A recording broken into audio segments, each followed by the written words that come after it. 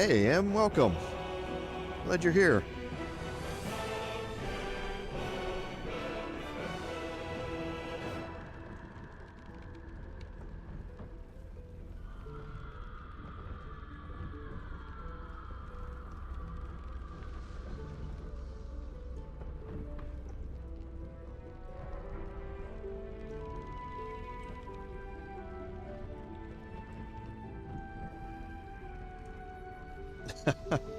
No worries, no worries. You've been here for all the videos at the very least, and I certainly appreciate that.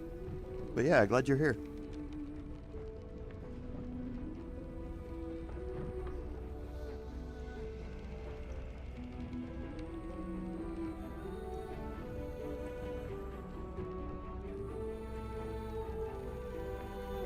David, welcome. Welcome back again.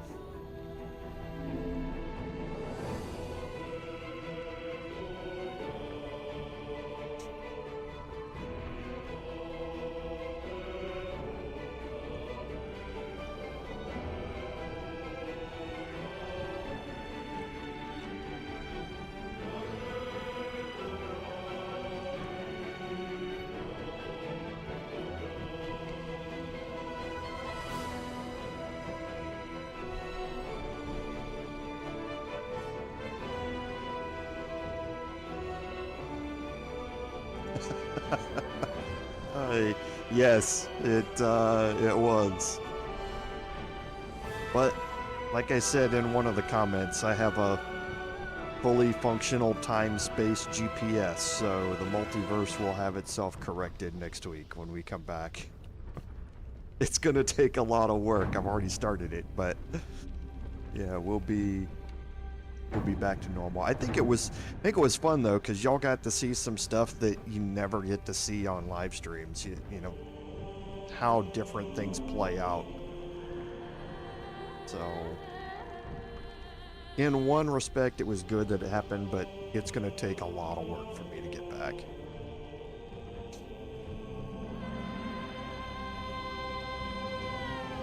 Hey, Phenom, welcome.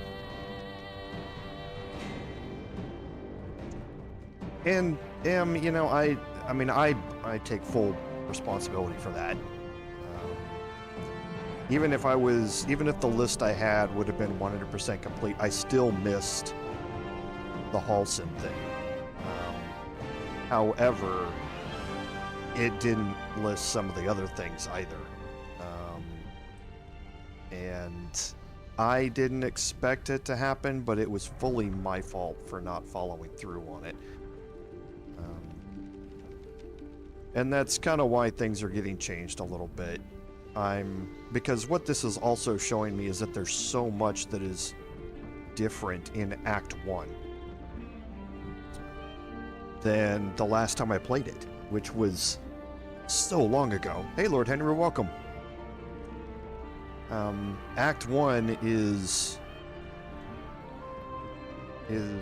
a lot different than I remembered it from all of my live streams. So I haven't done a whole lot of testing in Act 1 because I thought I was very familiar with it. And that just isn't the case. And that's good. I like that. I like the fact that Act 1 is so different than I remember it. But it also, on an honor mode, is not great that I'm going through it and learning it when I don't have an opportunity to test it. So, like I say, I'm going to talk more about that at the start of next week's, but yeah, we'll kind of see how far or how well things go this week as to how I'm going to actually make the transition for it. But one thing I have learned is that I do have a tactician playthrough started to get me up to that exact same point that I can save over and test out things before I run into them in honor mode. Because while I was starting again yesterday, I got 3 hours in and I now know exactly how Alfira triggers. And it has nothing to do with anything anybody has said in a guide anywhere. So I got 3 hours into a new honor mode playthrough, and Alfira triggered when I didn't expect her to. So that honor mode playthrough had to go bye-bye. So it really brought home that there's so much that there's really good information that are out there in guides and YouTube videos that people put out, but there's so much that's also missing from it, and there's so much of it that's conjecture, and I need to be able to test it on my own. So I have a completely separate brand new tactician mode playthrough where I can just test out triggers and courses of action before I get into the honor mode side of things. That will help me simulate difficulties, at least, without legendary actions, of course, but it will more importantly let me test triggers and events and that sort of stuff. So I will say I'm learning a lot as I'm going back through this, getting prepped for next week. Because yeah, I need to have 2 honor mode playthroughs and a tactician playthrough, all going at the same time. I had 2 honor mode playthroughs for eventualities just like this, so I could swap over from one honor mode playthrough to the second one if something, you know, drastic happened, like I got stuck on a bridge or I got stuck on a platform or something, which can end an honor mode run just as a glitch. So I have 2 honor mode playthroughs that are running simultaneous, one on stream and one off stream. So I have a live stream, an honor mode stream or playthrough that's ready to go right now. I would prefer though to play, but then I have to get a second one since I'm going to scrap that one that we just had. I need to have a second one played up to that point so that I have 2 running together with each other. So that again, if something happens in the future, I can swap over to it. And then the tactician mode is just for testing, because yeah, like I say, I got really frustrated after 3 hours in yesterday, last night. 3 hours in, and Alfira just magically showed up in my camp one night. And I'm like, wait, wait, hold on. So...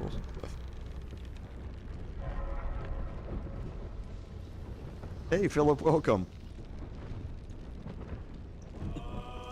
Yeah, and that's kind of why there's going to be a reset, because the goal of my playthroughs has always been to show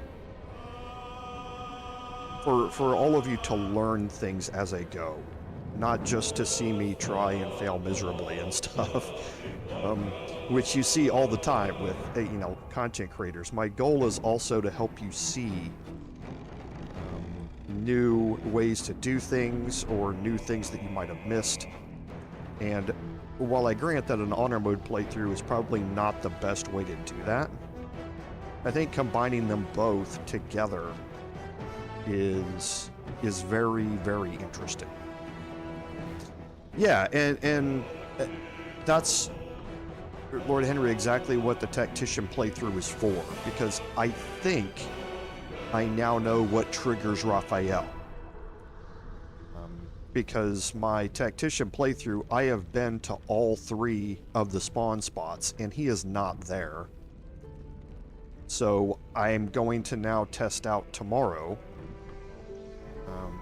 if the event that I do, and then if that's the trigger, then I can just try and see if it's the very next time I go to that spot, or does he want to trigger at a particular spot, and if you don't go there for a certain long rest or a certain amount of time, then he wants to trigger at any of them.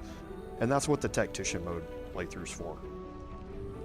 Because yeah, I have never triggered Raphael at that location. Never once.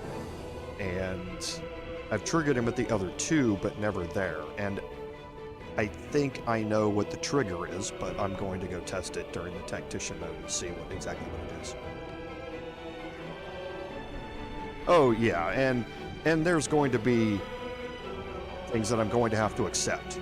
in the honor mode playthrough. It's not going to be perfect. However, it can be a lot more perfect than what that mistake yesterday was, because that just eliminated so much content out of the game, out of the playthrough, that in my mind it really isn't worth it for me to keep it. But yeah, if I miss a roll and something doesn't happen, or I miss, a combat goes badly and something happens, it just, it is what it is, and there's going to be a point where I'm not going to, especially the farther I go through the stream, I'm not going to be able to have a backup save, multiple backup playthroughs in Act 3. It's not going to happen. So at some point, if I do end up failing, I will have one backup stream ready to go at approximately that same point. But then I will also, after that, not be able to have, once I switch to it, I won't have another backup ready. So I'll just have to accept what it goes, and if that one goes bad, then it'll just have to be a custom playthrough. And it won't continue on in honor mode. That's just how they go. But yeah, yesterday, not doing my research enough, and I should have known better. I've kind of chastised myself, because I had a plan. I had it all mapped out of what I was going to do, and then the morning of, I was watching somebody else's speedrun YouTube video, and I was like, oh, I can really get a jump start on my action economy and my overall power level by going there to do that.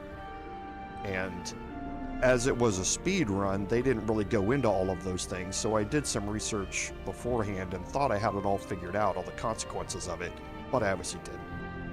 And I chastised myself because I shouldn't have been testing things in the honor mode playthrough. I should be following along with my other playthrough, where I've already done the things and already mapped it out, and know what's going to work and not going to work. And that was my fault.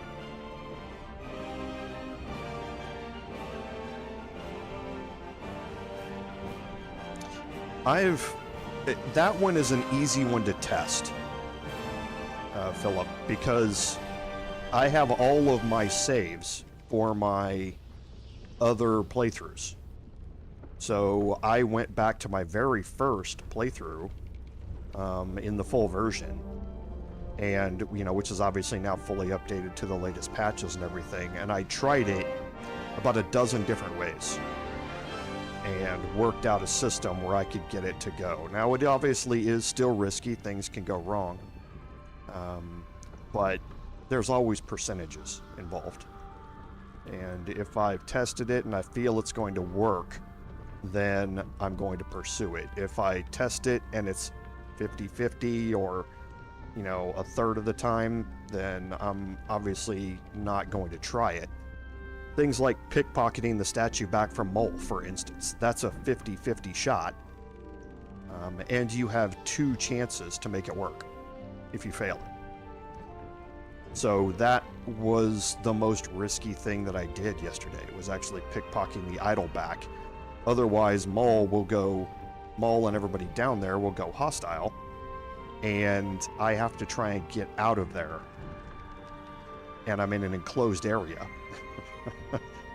So trying to go invisible, move away, fast travel out, all that sort of stuff becomes much more risky. So I plan out as much as I can in advance and play the percentages, but just made a mistake.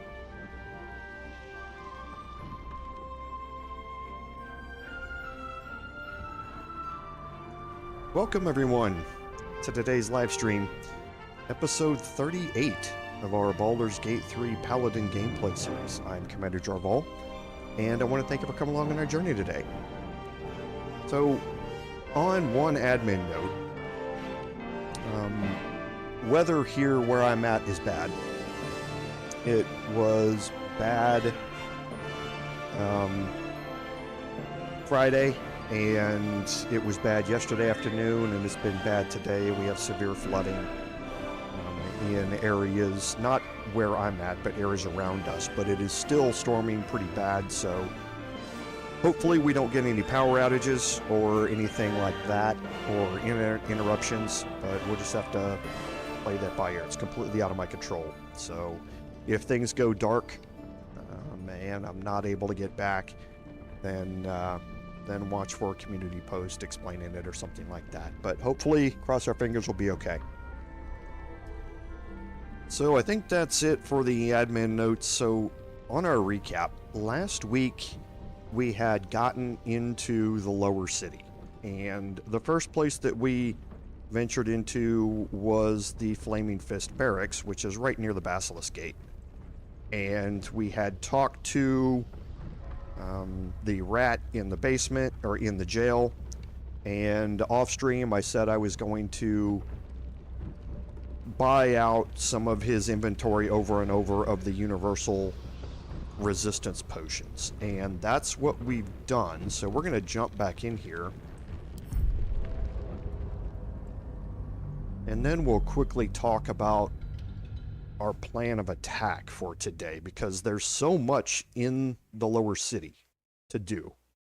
There are something like 25 buildings, and every building has their own little piece of the puzzle, and it's very easy to get overwhelmed here. No, Phenom, this run is not. I only have one honor mode run. All of these are regular playthroughs on balanced mode that have been going for a very, very long time now. So here we are in the basement. We've talked to Skittle a bunch of times, and we have now spread out elixirs of universal resistance to everybody. What I did was off stream, once I had bought them, I spent a lot of time rearranging everybody's inventories. And what that means is that we have our trash bags, obviously, and things like that, that I went and cleared out. So I've sold all of our extraneous items. I took all of the potions that I was carrying. I split apart the ones that were needed to be pushed to other people, and moved them to the other individuals. So if I do swap somebody out, like I swapped Gale out, I can take the Curious Book, I can take the pouch with all of the potions in it, and I can move them over to the other character and simplify my time bringing people in and out of the party.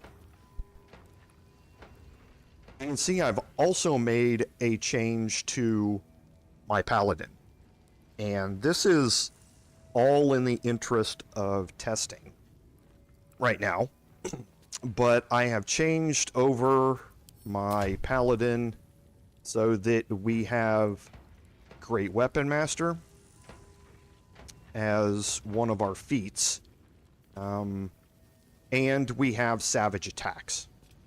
So, Savage Attacks came from being an orc, and our next feat, actually I thought it was already on here. It just might not list it in here.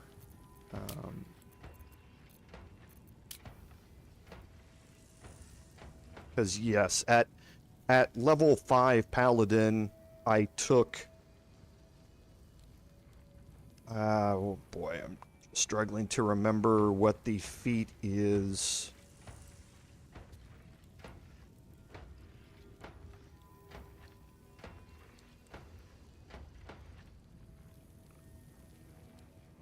Yes, it's Savage Attacker. Was the feat that I took at Paladin. So when you make melee weapon attacks, you roll your damage dice twice and use the highest result. It's like advantage on the damage roll. So I've taken that and Great Weapon Master as my two feats here, and I have swapped over to Balduran's Giant Slayer. I want to, and I want to kind of test this out a little bit, because on a hit, you double the damage from your strength modifier. If you look at me I don't have a strength modifier. It's 0. However, I can very quickly change that by adding in either elixirs of hill giant strength, which would up me to a +5 modifier and add a straight 10 damage to it, or elixirs of cloud giant strength, which I don't have any of right now, I don't believe purchased, to again get me up to that extra damage boost. So that's what I'm going to test out for a while, and see how it works. I also want to test around the giant form. I haven't used enlarge much in my personal playthroughs, but it really adds in a bunch of additional benefits, which I think I should be playing around with. So your weapons deal an additional 1d6 damage, and you gain temporary hit points. Advantage on strength checks and saving throws, of course. But once I add in all of the damage riders that go along with this, it outperforms the charge-bound Warhammer. And that's kind of what I want to be testing as I go through this and see how well this lines out. But that's the only other big change that I made off stream. I haven't gone exploring anywhere else. I just went and sold stuff and came back. Now, I'm going to be truthful. I don't remember if I talked to anybody else, and we're going to find out really quickly if I did that. Because I didn't film any of it. I didn't record any of it. But we're going to jump back into what our plan of attack is going to be, and I'll find out really quickly if I've messed things up or not when we head out here back into the lower city. Doesn't look like I have. Yeah, I don't think I have. So I think we're still good. So what do we want to do here from this point on? So you want to be systematic about how you go through the lower gate area, or the lower city area, and take your time. You can plan out how to do things in advance if you would like by reading some guides. Most of the stuff that you're going to do here is not explicitly time sensitive. There are a couple of things that are, which I will explain. But as long as you're systematically making your way through, it's fairly straightforward. So the first thing that we're going to do is we're going to head right next, we're going to head right next door. And we're going to the Stormshore Tabernacle.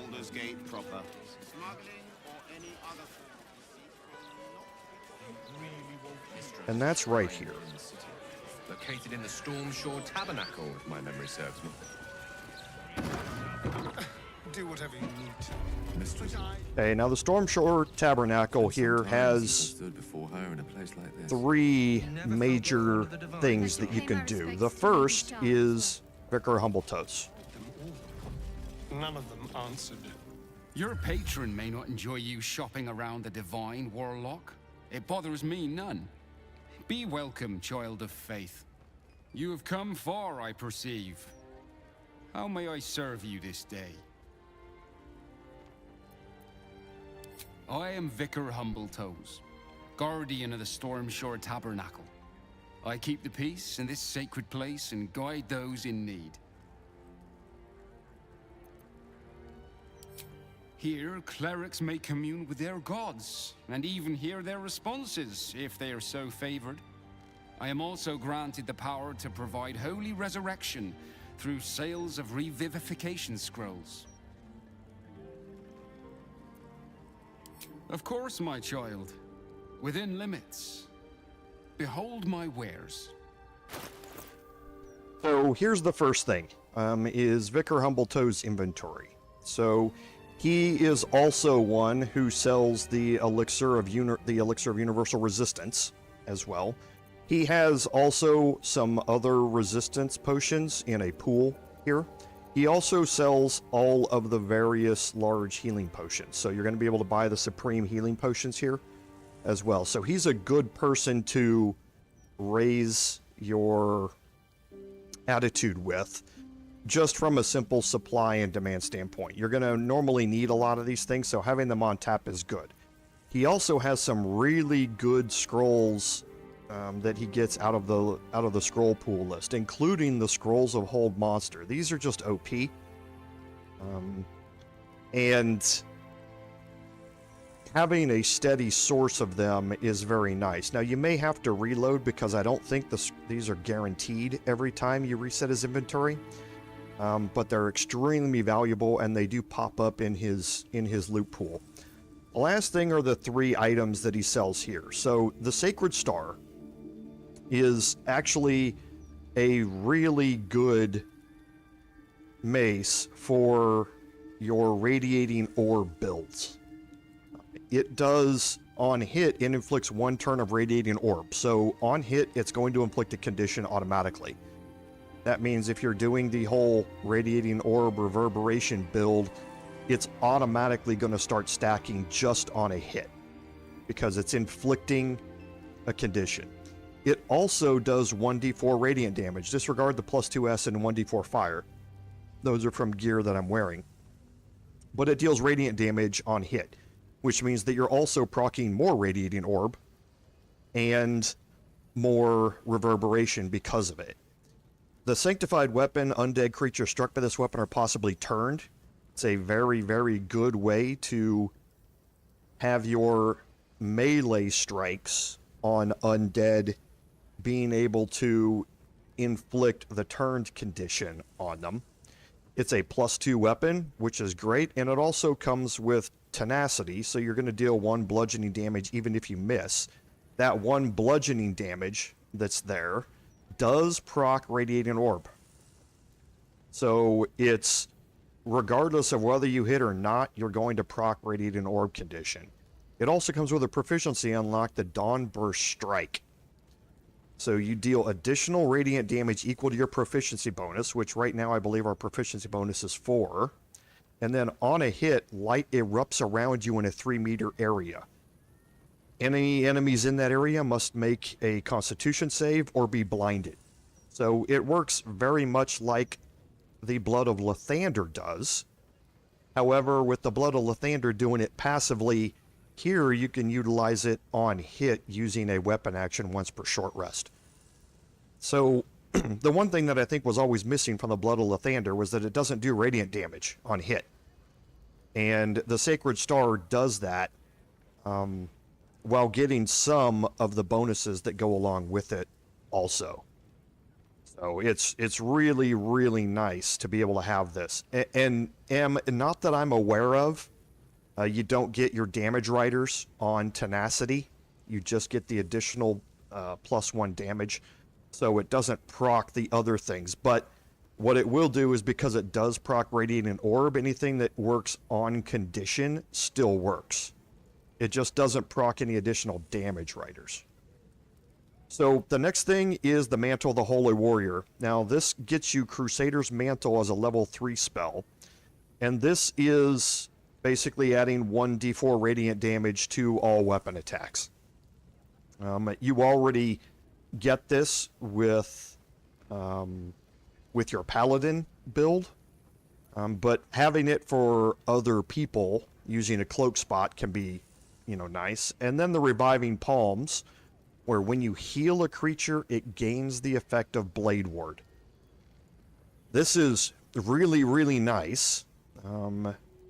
And I'm going to test this because I went looking and didn't find a whole lot on it. I think Balduran's Helm, when it heals you for 2 hit points at the beginning of every turn, I think the first time it does it, and only the first time it does it, it gives you Blade Ward. I don't think it does it times after that, but I'm anxious to test it as well. Because then I'm passively getting Blade Ward every time I go into combat. When you revive a creature, it gains the effect of Death Ward, which is nice, which means if it gets downed again, it comes back up to 1 hit point. And it also gives you a free Revivify once per long rest. So some very good items here. You can see that they are expensive. They're 1,000 apiece. Plus the other things you're going to want to buy, it's worth it to up Humbletoe's attitude to be able to buy the rest of the items here, because you're going to spend at least 4,000 gold and you're going to get your money back on the things that you purchase here from him. So we will be doing that, but none of these things right now are pressing enough that I'm going to buy them. I'll probably come back and do all of that off stream. The second thing you can do here has to do with all of these statues around the outside. So you have 4 specific deity statues: Tyr, Helm, Mistra, and Selûne.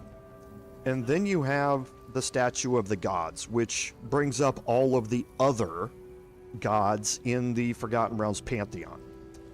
Now, you can donate to these statues to be able to gain a boon.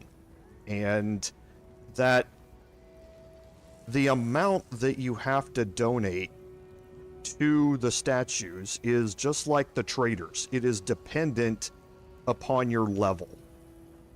Okay, so if we do it right now at level 11, I think that's 4,000 gold that we would have to donate to be able to get it. However, you can respec and come back here at level 1 and donate 400 gold to the statue and gain the boon. And that boon is what's called Anointed in Splendor. It's a condition, and it gives you a +2 bonus to all saving throws, which is nice. It's a flat 10% increase in your ability to pass a saving throw, which is incredibly useful in boss fights where you can be debilitated by a lot of different things that happen. The condition persists through resting. Now, that means you can take a long rest, and when you wake up, it's still there. However, what it does not persist through is doing a respec or something like that. But if you have donated to a particular deity, you can come back at any time you want if you've removed that condition somehow and get it again. So it's worthwhile to bring all of your characters, or at the very least the characters that are mainly going to be in your party, bring them here at level 1, pick a deity to donate to, and you don't have to RP this.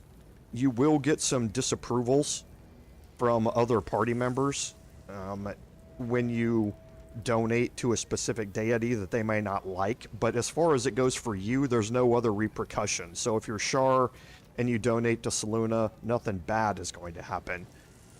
But if Shadowheart's in your party and I donate with another character to Selûne, it might get some disapproval from her. That sort of thing. But it's worth it for you to come in here with everybody at level 1 and donate to... Everybody can donate to the same deity if you want, to get everybody that +2 saving throw.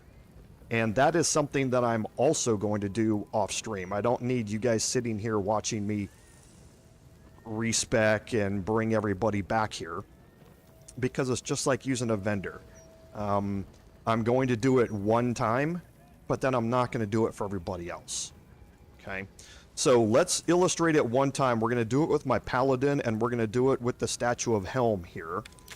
So I'm going to go to camp. I'm going to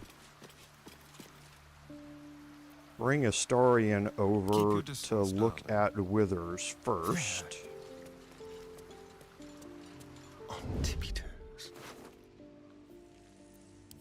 Thank you. Okay. So we'll get that out of the way, and we're going to do a respec. Fate spins along as it should. Dost thou require a new ally? Or mayhaps a resurrection instead? As thou desire. Okay, so as Paladin, oh, this is the other thing that I had to do off stream. I forgot about that. I had to reset my broken oath. I didn't go back, honestly, to look and see what broke my oath. Honestly, I don't care. But the only reason I reset it was because you can't respec if you're an Oathbreaker Paladin until you clear your oath. So I had to go clear it. Now, that's the second time I've broken it. One, like in the second stream in Act 1, where I got a horrible roll with trying to rescue Lae'zel. And this one. So it cost me 2,000 gold to be able to reset my oath this time. So that's... It starts getting expensive to reset your oath once you do it more than once. So kind of watch out for that. So this is my original Paladin bonuses here, or starting stats here. Oath of Vengeance and our ability scores are where we want them. Or we have the same starting stats or proficiencies for skills here. So we're going to confirm this, and now we're going to leave camp. And we're going to do two things. The first is we're going to talk to Vicar Umbletoes, and we're going to up his attitude. Child of faith. You have come far, I perceive. How may I serve you this day? Of course, my child. Within limits. Behold my wares. And to do that, at level 1, you donate 400 gold. Okay, I'm not going to buy anything because my persuasion is not up where I want it to be able to buy it. I can get this up to plus 11, not plus 7. So I won't buy anything, but now his attitude is upped. And now I'm going to go over to the statue of Helm here. Here we go. You see an altar dedicated to Helm the Vigilant. Helm the Watcher is a guardian god, dedicated to the preservation of order. Many turn to him in troubled times. Your knowledge of religion tells you nothing more about the worship of Helm. And you don't have to pass that. It's just more lore about the D&D Pantheon. We're going to make an offering to Helm. Now, this allows you to offer anything in your inventory. Okay? It's value up to whatever your required level is. So if you don't have the gold, you can donate potions, weapons, armor. You can throw a bunch of trash. You can do whatever you want in there to get that level up to that donation up to what it needs to be. However, what I'm going to do is donate gold, and when you click donate, it brings up a window that allows you to donate how much. So you're not just donating all your gold. And I'm going to donate exactly 400 and confirm. Now from here, just close the window. The amount you've offered proves your faith and devotion. You may now pray here once a day for a divine blessing. Okay, so, and the text of this is left over because this used to be once per day. You had to refresh it every long rest. I can't remember which patch it was where they mentioned this, that they've changed it so it persists. But they have left it here so that you can beseech a blessing if you don't have it. Because, like I say, a respec and a couple of other things that I'm going to get to here in a second will get rid of it. Show reverence before your deity and open your soul to their divine power. Hey, Andy, welcome. You are blessed by Helm's fierce vigilance and feel stern and alert. Praise Helm. Okay, you're going to get an inspiration out of that, and you get the Anointed in Splendor condition. So I have +2 bonus to all saving throws flat across the board, which is an incredible bonus to have. So doing a respec on your characters, bringing them all here at level 1, and praying to various deities, because you can, for instance... What's next, I wonder? Notice that Shar is not out here. What do we have here?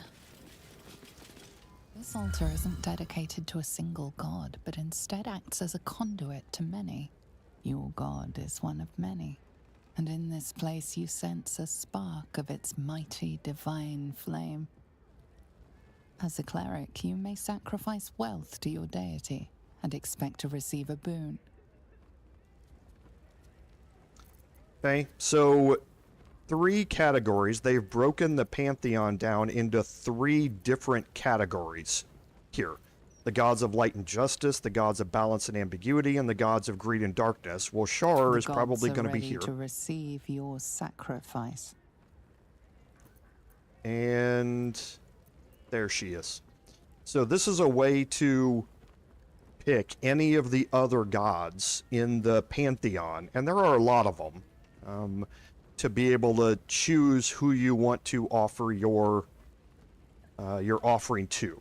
And just remember that if you want to get that boon back, you have to come back and offer and pray to that same deity again. So here you would have to click through a couple more screens or choices to get to Shar to be able to do it.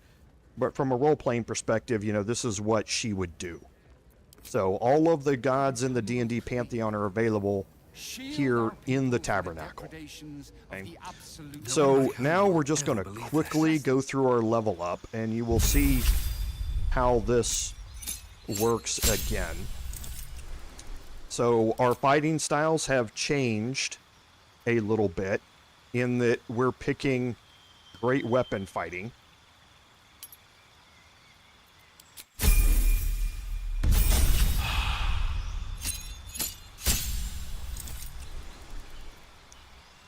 At level 3, there's nothing for us here. At level 4, we get our first feat. And here for feat, I'm going to take Great Weapon Master.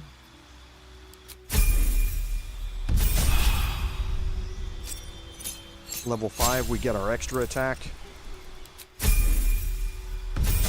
Now we can multi-class.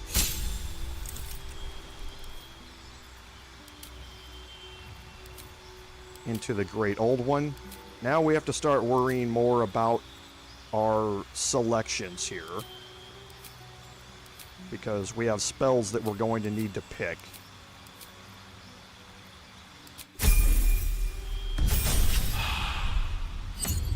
Warlock level 2, we get our first set of Eldritch Invocations. Our spell here doesn't really matter, we're going to change it out. Agonizing Blast and Devil's Sight. Warlock level 3, we get our Pact Boon. We're going to pick Pact of the Blade. And here we're choosing Darkness. We're going to replace spell here, and we're going to get rid of Dissonant Whispers. And we're going to add in Misty Step.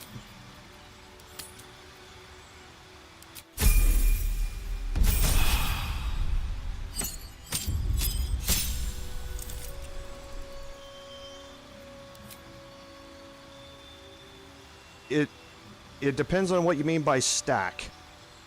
And not great weapon mastery. You mean the savage attacker part?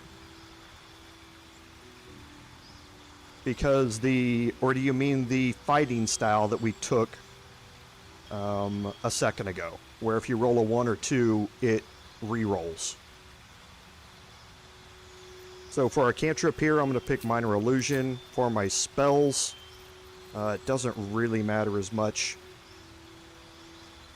Okay, so yeah, so Lord Henry, what happens between the two of them is that on Savage Attacker, you have advantage on the attack roll.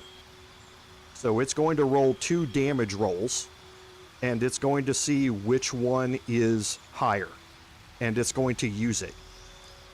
What the Great Weapon fighting style does is if both of those numbers are a 1 or a 2, meaning I roll 2 1s, 2 2s, or a combination of 1 and 2, it is going to re-roll one of those one time. So yes, it does apply on top of it, on top of those 2 rolls. It's not going to happen very often, but if it does, then I'm going to get the most out. I'm going to get the most out of it. I'm sacrificing defense, which is the only other fighting style that I would pick for the +1 armor class for now, but I want to test out the consistency of the damage here. So for this next spell, I'm going to have invisibility, and my feat here is Savage Attacker. So when making melee weapon attacks, you roll your damage dice twice and use the highest result. And this is what we were just talking about a second ago. This is not the same as Savage Attacks, which is an orc racial component, where when I land a critical hit with a melee weapon, I deal 3 dice of weapon damage, not 2. This applies to every melee weapon attack that I make. At Warlock level 5, I'm going to gain my extra attack from Warlock and another Eldritch Invocation, and I'm going to take Repelling Blast. And here for my level 3 spell, there's a lot of options on what you want to do. For me, it doesn't really matter as much because I'm going to be re-speccing this again here in a little bit, but for now, I want to take remove, well, I don't think it's going to matter because let me check. I need to check something before I do this. I didn't write this down beforehand. I need to check who has access to the remove curse spell. Okay, so yeah, clerics have access to it. So Shadowheart will have it.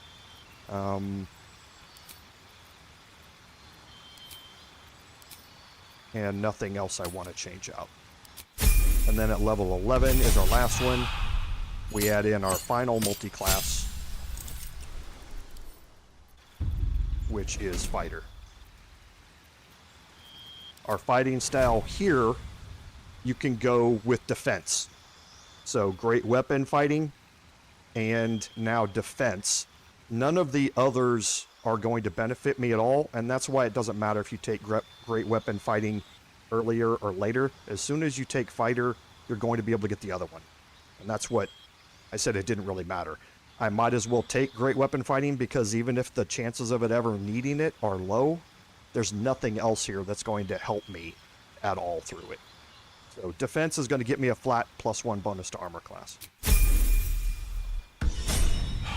Okay, now the reason that I leveled up is because of here, the ornate wooden hatch. Careful. Now, here we do still have, kind of, our thievery stuff on. You can see that there's no detection cones here for this. Let's prowl. So it's not going to be that hard to be able to lockpick this.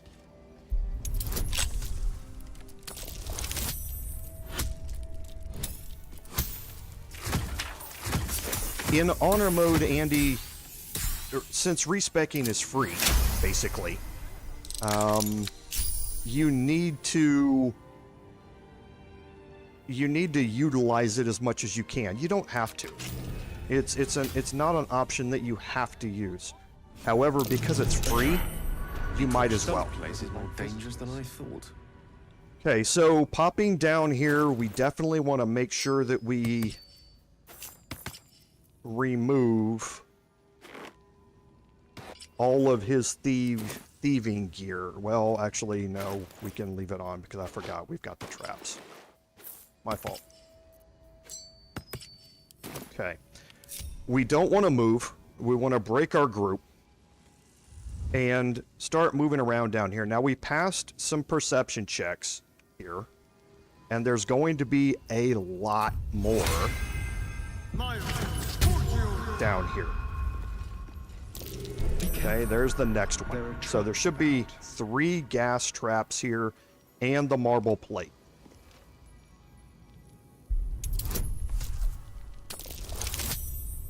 Now, none of these are going to be particularly difficult, but we've seen double ones before. Nice roll, 35. And you don't have to disarm the gas pits while you're down here, but you do want to move through this slowly. Whoops, and I accidentally clicked on it. Doesn't matter.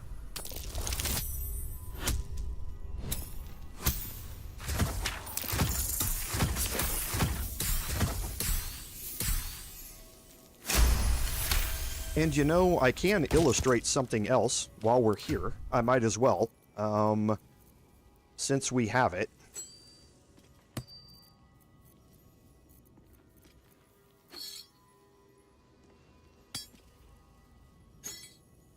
I'm going to add the Shapeshifter's Boon Ring here to Astarian's other ring slot, and I'm going to have Astarian shapeshift.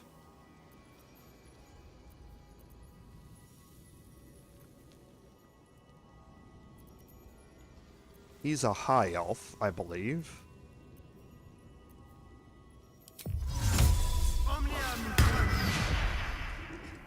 Okay. So now he is shapeshifted. So I'm going to have him cast Guidance again.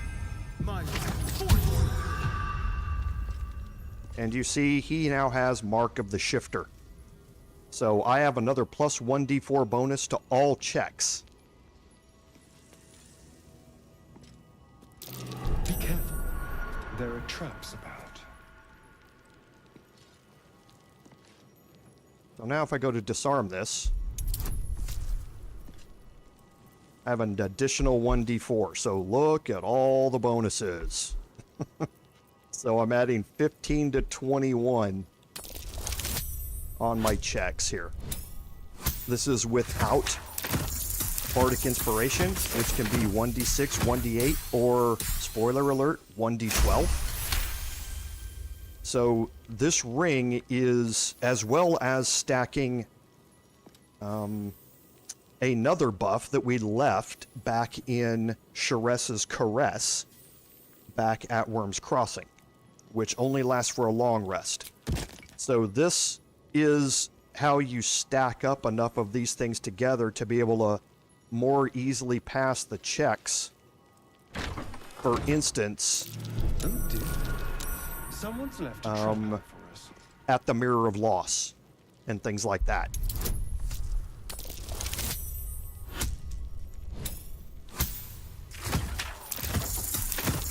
Oh, so that's what it was, El Scorcho? Like, thanks for going back and looking at it. I didn't have time to go back and look at it. But yeah, that makes sense. The Paladin dialogue options can be both good and bad, and I shouldn't have selected it. Okay, I think that's all of the traps in here. Shall we? Okay. So we can... I really don't like all these hanging tapestries.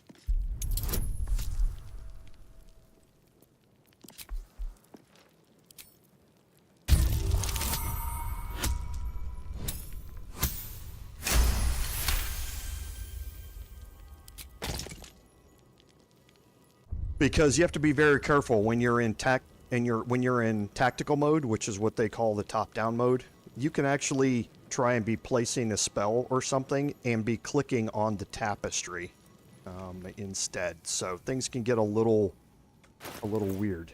So now I'm going to put all of his combat gear back on, because now we are going to need it. Yeah, there are more I didn't disarm the gas pits. You don't have to disarm them because I've taken out the triggers for them now. So These it things doesn't have really stayed matter that they're interesting. there. In my personal playthrough, I would go through and disarm everything. But here, I don't need to waste your guys' time by going through everything. So, you have 5 chests in this room. And here we go. You have an offering chest on each side. Then you have offering to Tyr, offering to Helm, and on this side you have offering to Mystra, and this is offering to Saluna.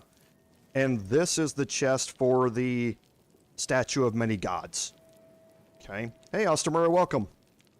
Okay, so whichever god you have, or whichever statue you have donated to, this is the same orientation as the statues upstairs. So we donated to Helm, so our offerings are actually over here in this particular chest.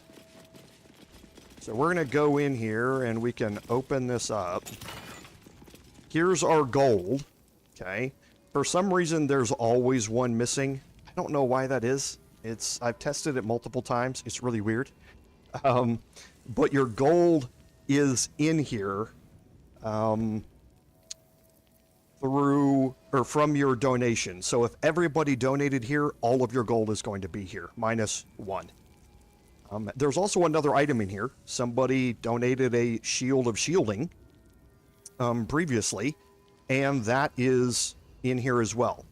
So we're just going to take all of this, and we get a new condition. The first thing you notice is that our buff has gone away. Our Anointed in Splendor buff has gone away, and we are now castigated by divinity. So if we fall unconscious, we immediately die. Now, I have not tested how this works with Death Ward or the Orc racial ability to see if it immediately overrides either of those two things or not. My assumption is it does, but I don't know. Moreover, when I die, a terrible envoy of the offended deity is conjured from the entity's corpse.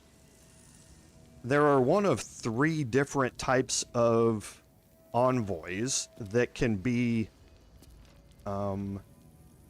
conjured over your corpse, and it depends upon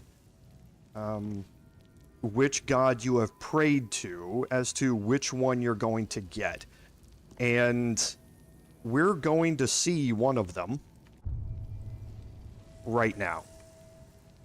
So how do you get rid of Castigated by Divinity? Well, it's fairly straightforward. You cast Remove Curse. Okay? So Shadowheart, to go still. I can, if I don't have it prepped already, and I do, I have Remove Curse here.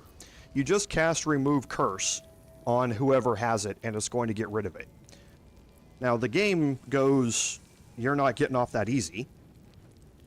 And when you remove the curse, that entity is immediately spawned. And it's going to be immediately hostile towards you. And it is going to have a surprise round, unless you have the alert feat. And it is going to hit hard. I mean, really hard. We are not going to give it a chance to do that.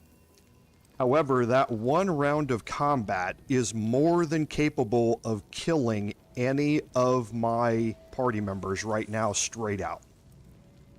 And that's why this can be dangerous the first time you do this. Now, I've worked out a way to do this that will cause us 0 damage. The entity will never attack us, and we will get to freely attack it without it ever responding. Okay? So how you need to do this is to have Shadowheart use her Char's Darkness action. Now, you don't have to use Shar's Darkness. You can have anybody else cast the darkness spell instead, but since we have it for free, we're going to cast it right here on top of everybody. As soon as her action resets, we're going to go into turn-based mode. Now, from here, I am going to... Oh, I didn't put Astarion's Eversight ring back on. So that took his action. But that's not going to matter. It'll reset. So now, while I'm in turn-based mode, I'm going to have Shadowheart cast Remove Curse on my Paladin. Okay. The Deva spawns. It immediately becomes hostile, but it is blinded inside the darkness because Devas cannot see in the dark. So it immediately uses its round, its surprise round, to move out of the darkness, so it is no longer blinded. It doesn't attack us because it can't see us. It doesn't know that we are here. It just uses its round to move out of the darkness. And now we have free attacks against it as long as we do not leave the darkness, because he will not enter into the darkness to get us. You want to stay in the middle of the darkness. You don't want to venture to the outside of it where he can reach you with his melee attack. So you don't want to be standing right here at the end of your turn. You want to move up if you're going to do a melee attack and then move back. And we'll illustrate it here with my Paladin. And I didn't buff my Paladin up here to do it. And yeah, he does. I'm not too worried about this one. I'll swap him out here in a second. Because like I say, there's no danger to me during this fight. Okay. Now your two hit chances, since he's not blinded, you're not going to have advantage. So you can turn off Great Weapon Master here if you want. And now I've got a 75% chance to hit. You don't have to, though, because as long as darkness lasts, he's just going to stand out there and do nothing. Okay? So I'm actually going to leave it on. I'm going to move up here, and I'm going to...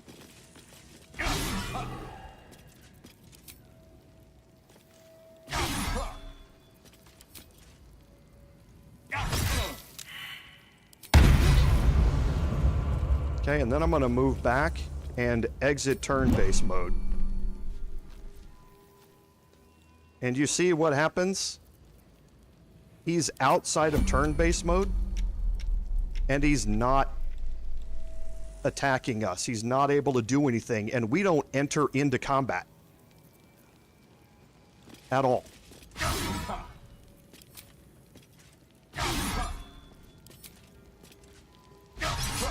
Okay, so I'll probably turn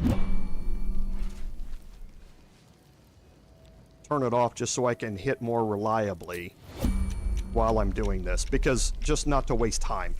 Because what you can do is just keep refreshing darkness here. It's free with Shadowheart for me. So I can sit here all day long and attack him without any danger that he's going to attack me back.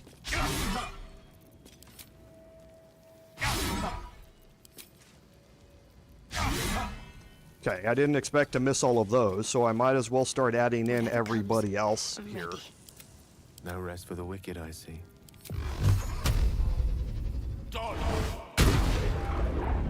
What a day. Happy days. We're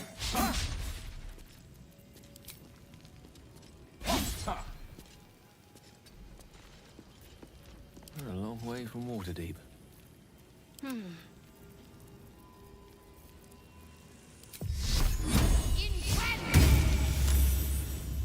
No time to rest.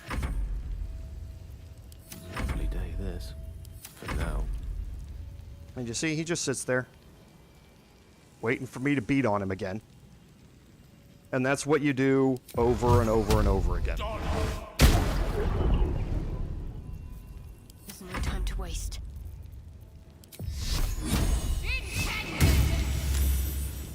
Is that blood? And they are Never mind. hard to hit. That's the other thing about them, is that all of the various summons are going to be very, very hard to hit. Now, I could be doing a bunch of things to increase my chances to hit, but there's no need for me to do any of it and waste my action economy when I'm in no danger of a response from him. Well, hello. Okay, I don't want to do that. Let's move. Let's cancel my turn and move a little bit out of the way here. Don't touch me. What now?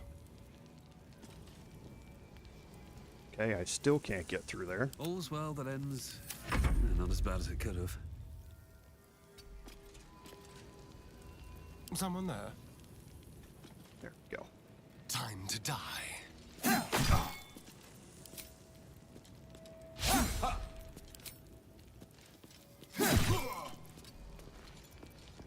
Can't give up now.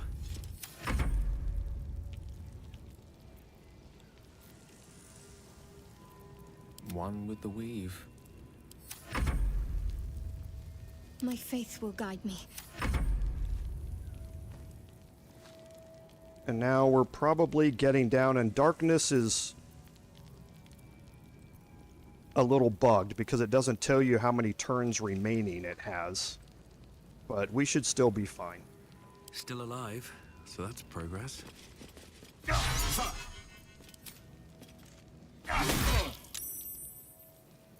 I'm not going to react. I don't want to waste my other spell slots. How delicious.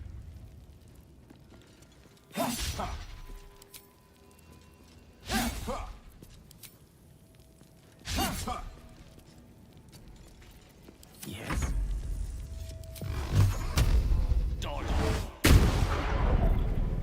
There is work to do.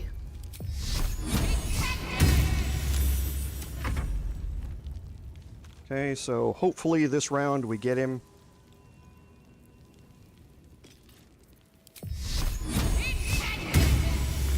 Okay, and there he goes. Okay, so that is an easy way to deal with the castigated by divinity debuff. Okay, All now right. What now? the next thing. And this is going to probably fall under the get it while you can category of things. Searching the Deva. Nothing on it. Okay. So, looking at my strength, Shadowheart has a 16. She can pick up the Deva. Okay. Goes into her inventory here as a dead celestial.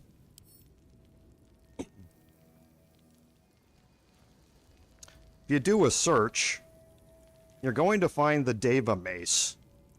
You see it's got a purple icon next to it? That normally means that it is not unequipable, meaning that whoever's carrying it, this item, you can't make them drop it. You can't use command drop or stick or honeyed paws or anything like that to make them drop it. Disarming strike, none of that works. If you looked really closely at the examination of the Deva when I pulled up the examination tab, he has an ability that keeps you from being able to disarm him. There has been a fight back and forth between the player base and Larian for 3 patches now. about the various weapons that the Celestials can drop. Because there have been 3 different methods to go about picking up these weapons, and every patch, Larian has fixed it. And the player base has found a new way to do it. There are currently 2 ways to get these things still. And we will see in patch 7 if Larian patches these out. But for now, you can just pick it up, move it to somebody's inventory, and then you can drop the Deva body back on the ground. And now that mace is here. So what makes this mace so special? It does 4d8 radiant damage. Okay. Never a dull moment. So it doesn't have a special look to it while it's sitting here in your inventory. There's nothing special about it. It's a mace. It's just like the mace you would pick up at level 1 in the Nautiloid. But it does 4d8 radiant damage when it hits. And this is one of the things that makes the Deva so dangerous, is because its attacks can easily do 60 hit points of damage. And he has 2 of them, and it can one-shot any of your characters. Now that we have this weapon, we can use it. So this weapon, I can bind it just like a packed weapon. So right now, it's doing 8 to 44 damage. If I put it in here, if I drop on, I think I dropped the shield off previously here. So just put a shield on with it. And now I bind that as my packed weapon. I'm doing 12 to 48 damage here with this thing. The minimum damage is actually slightly lower than the charge-bound Warhammer was, with all of the additional buffs to it. But the maximum is something like 17 points or 18 points higher to hit with. Now, the thing about this is that it does not benefit from any of the pluses. So it's not a +1 weapon, it's not a +2 weapon or anything like that. It's just a regular weapon. So it's not having any 2-hit or damage bonuses because of a plus added onto it, like Baldur's Giant Slayer, which is a weapon enchantment +3, or the Charge-Bound Warhammer, which is +1 by itself, but then gets additional pluses when I bind it because it's a packed weapon. So the minimums are a little bit less on the Deva Mace, but the maximum is so much higher that it is stupid. And it hits like a truck. And we're not going to keep it for this playthrough, because again, I feel it's a little bit too exploity. We're not going to keep it, but I would be remiss if I didn't demonstrate it for all of you. So we are definitely going to do that. Okay. So the offering to Helm, that chest there, is one that you want to pick up. The other one that you want to look at is this offering chest. Well, there are 2 more, I guess. This gives you the Amulet of the Devout. This is actually really good for clerics in that you gain a +2 bonus to spell save DC, which means it's much easier for your spells to land. And then you gain God's Will, which is you gain an additional use of Channel Divinity. Now, once used, it is restored upon taking a long rest. So if we take this, we again are castigated by divinity.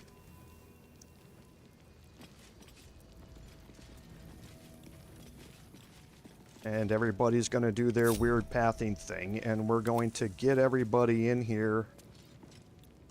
Quite ready for you. We're going to change out of Astarian. Here. And add back in the diadem. And now we're going to I do wonder what the next move is. the same thing again. We're going to cast Darkness. 10 minutes.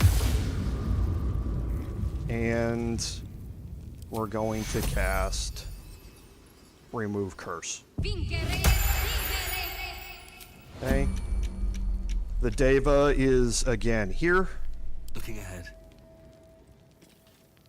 And now we're going to go make an attack against the Deva. And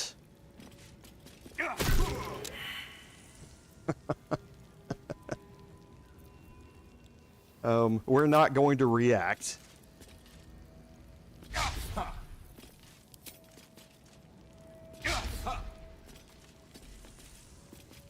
Watch your back.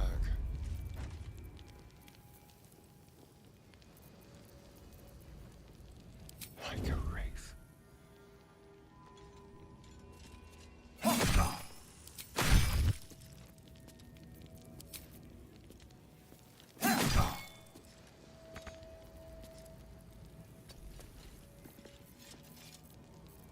Let me work my magic.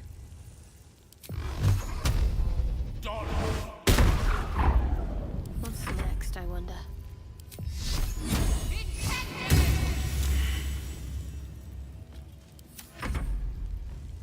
And we'll just let him sit there. Yeah, and that's the thing about this. I'm actually hoping that I generate one, Lord Henry. And I do have Spirit Guardians, and there are a bunch of ways I could increase the amount of damage that I'm doing on any individual round. I don't have to waste my action economy to do it, though. That's the thing. I could spend a whole bunch of spell slots and everything to kill him faster and then go take a long rest, but I'm in the honor mode mentality, and I have been even on all of my playthroughs. So if I'm in no danger of being hit here, it doesn't matter how long I have to sit here and do it. I'm not wasting action economy to do it. So for me, like I say, I could be doing a bunch of additional things. I'm just not going to.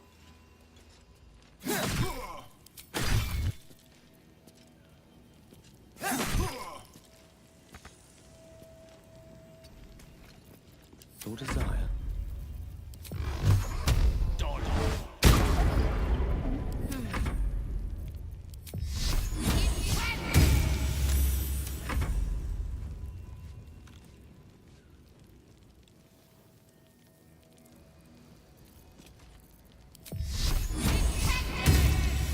What to do?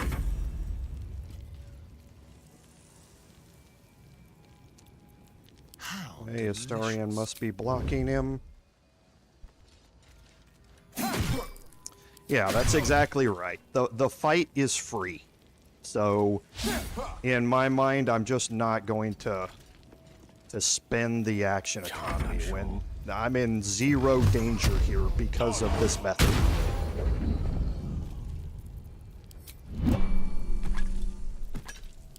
And especially with every cast of darkness being free, Looking ahead. I'm ready. it really doesn't matter. You know, it's really preserving our action economy. Worth a rummage? So, now the other thing here is I can have Shadowheart pick him up.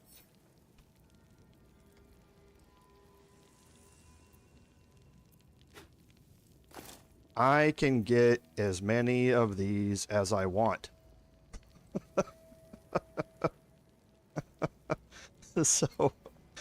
So Yeah. It's a thing. And this is why I say this is, it's a little bit exploity, because of the fact that you can get the hardest hitting weapons in the game. These put to shame any other weapon in the game from pure damage. Now, there are multiple ones of them.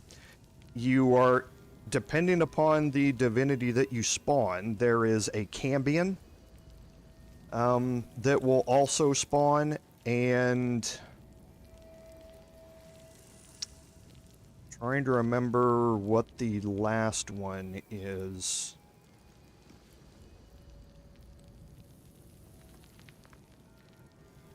I can't remember what the third type is.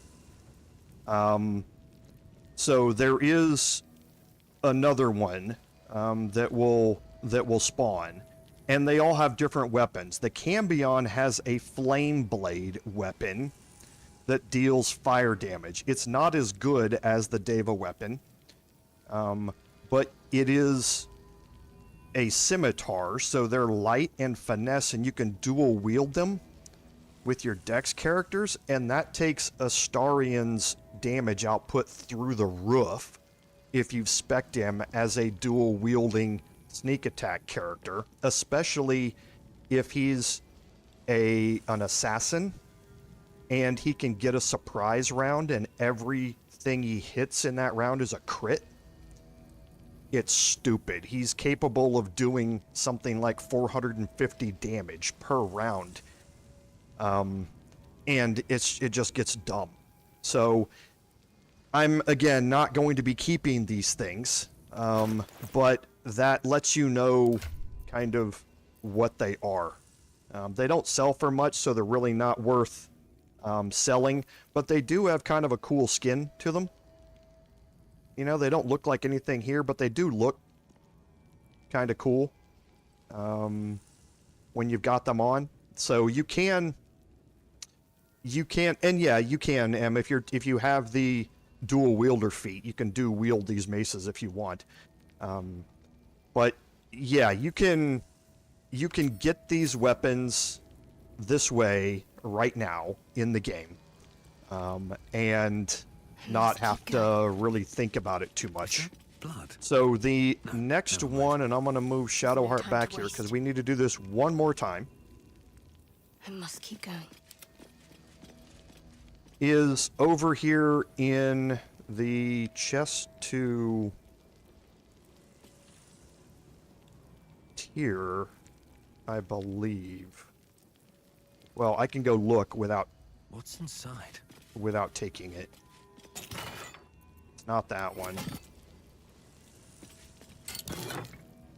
It's not that one, even though there are some good crafting ingredients here. The Elixir of Supreme Arcane Cultivation.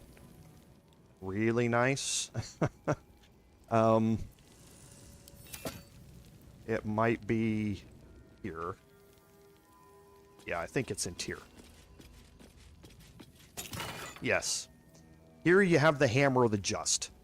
So this deals an additional 1d6 bludgeoning damage against fiends and undead.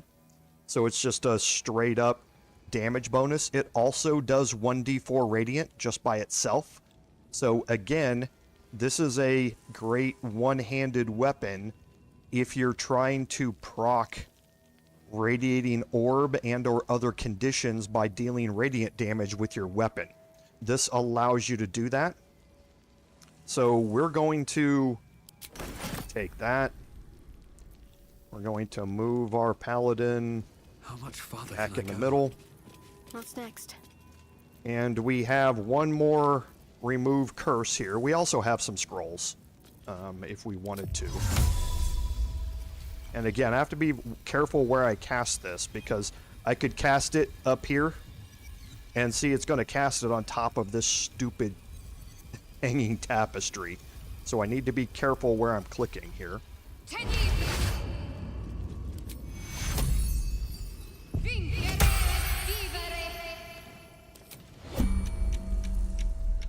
Okay, and ooh, he moved into an interesting No one spot. back home will ever believe this.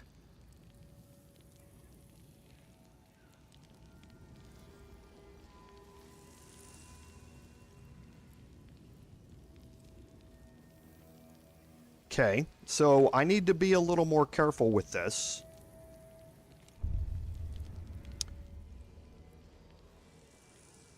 I'm probably going to redo darkness I'm ready. instead. Whatever it takes.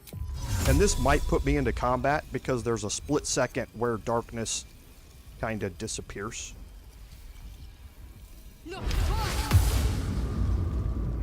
Okay. Let's move. Now he's blinded, so I'm going to have advantage on my attacks. And this is something I didn't think about, but I should have been doing every turn. I should have been moving the darkness to be on top of him, so I get advantage on all of my attacks. That's something I just made a mistake on. I should have been doing it every time.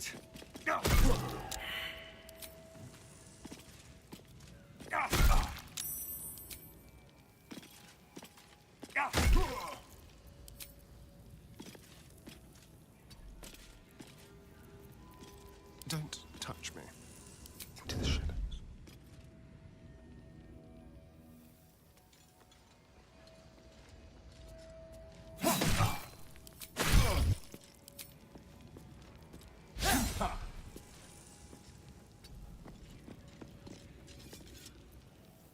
Which way to the nearest library?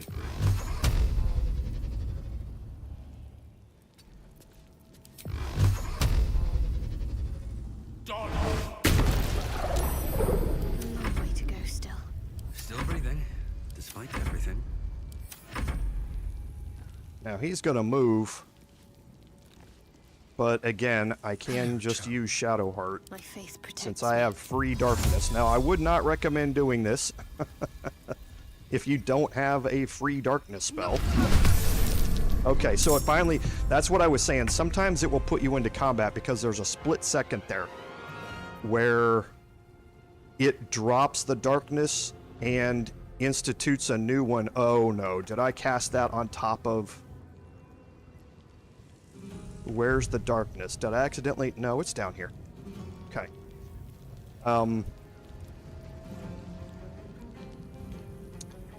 Ooh, the problem is Shadowheart might die here. That was a bad cast of the darkness.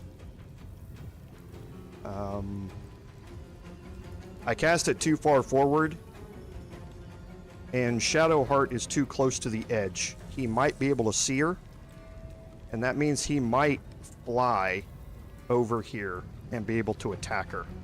So I got a little overzealous with placing the darkness there. Time for a new approach.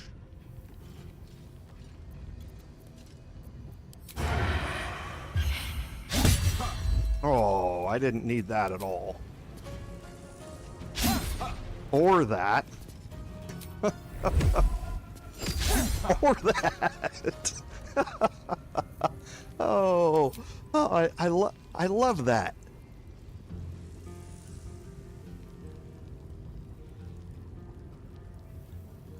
Wow. All right. Well, thank you very much. Out of that. So here comes his attack, and I'll bet he flies back here. Oh no, he just went after me. Okay. So that's what he does. If he's close to you, if you're within melee range, he will turn around and go after you. He still has disadvantage on his attacks, and wow, I'm actually going to spend a spell slot here because the rolls are just horrible. Wits and blades, always sharp. So you saw he casts he uses Wrathful Smite as his attack. All's well that ends. And not as bad as it could have. I don't know if I have it. I don't.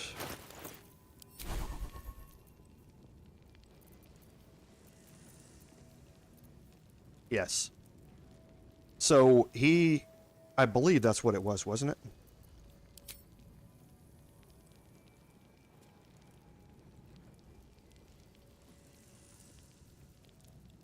So, yeah, Wrathful Smite. Yeah. Oh, it's listed here. He can frighten you when he attacks with this. And that makes it even more difficult if you're doing this fight straight up, because now you've got disadvantage on all your attack rolls against an enemy that has a 21 armor class. So it gets extraordinarily difficult to be able to hit him. Okay, so he will just wander around and just beat the crap out of you. Okay, now again, on his body is another Deva mace, so you could keep racking that up. And yes, I believe, I'm trying to remember who asked. Somebody asked in the chat if you could just keep doing this over and over. The answer is yes. You can just keep doing it over and over, and it's 250 XP. So if you have a free darkness spell, like I do, you can just sit here and farm XP all day long from this. One day I'll catch a break. Okay. So now you can see that we don't have the buff from our deity anymore.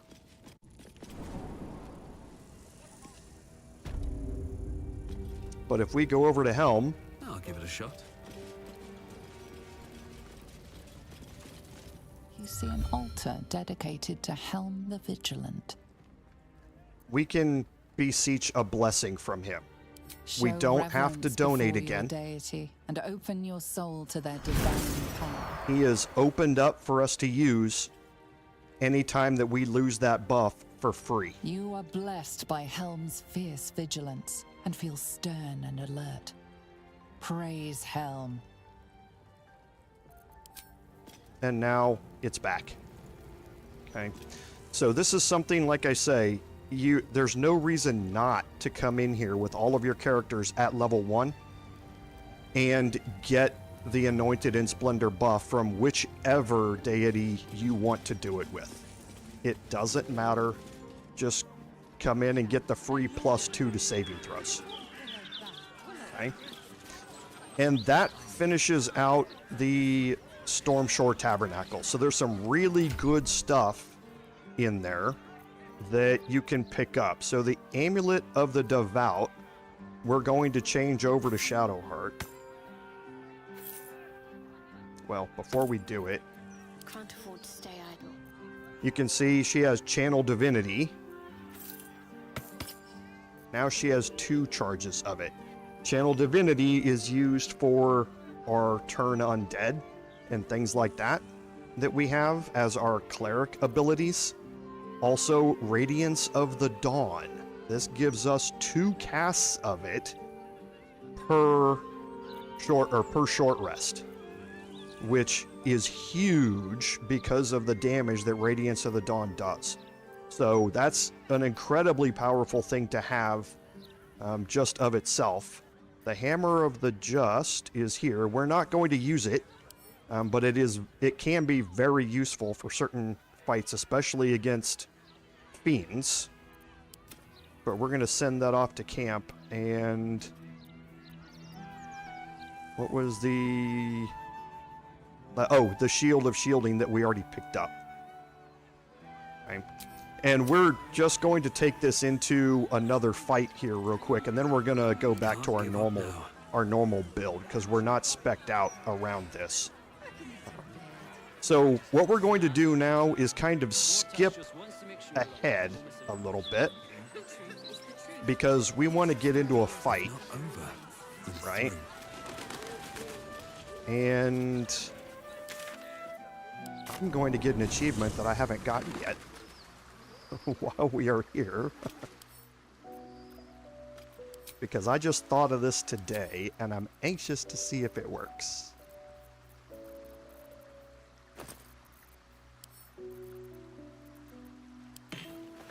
I'm going to get out 1 alcoholic beverage, and I'm going to give it to Shadowheart.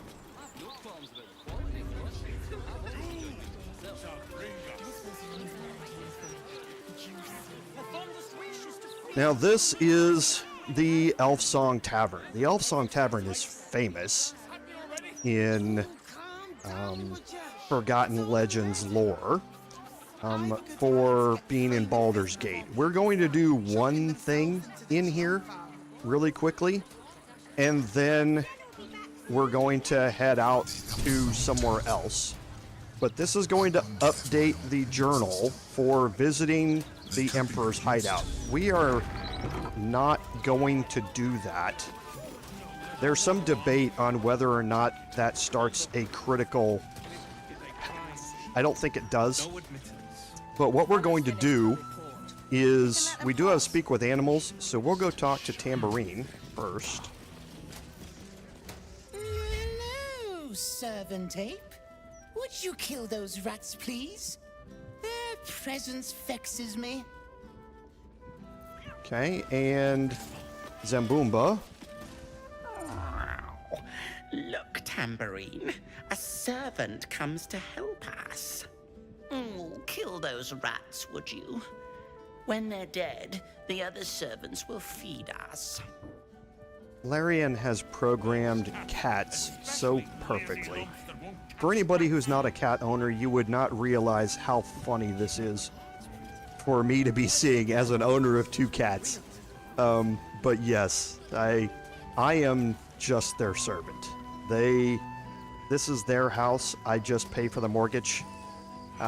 So yeah, I love how they've taken it over the top with their programming. We're going to talk to Chef Revere here. Now, if you look, there's a quest marker on Chef Revere. He's a murder target.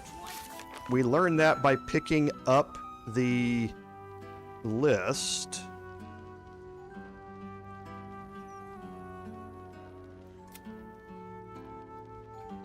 The murder list. The target list of names that we have here. And it's part of our quest line to alert all of them to the fact that they're on this murder list.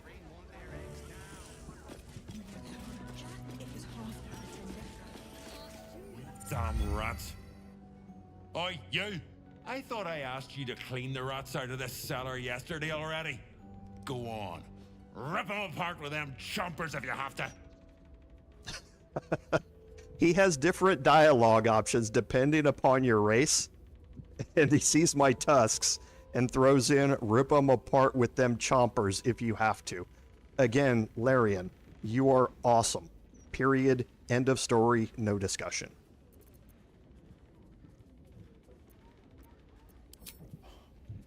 True adventuring soul you are. No battle too small. Okay, so I'm going to talk to him again to let him know he's on the murder list. Why so much business?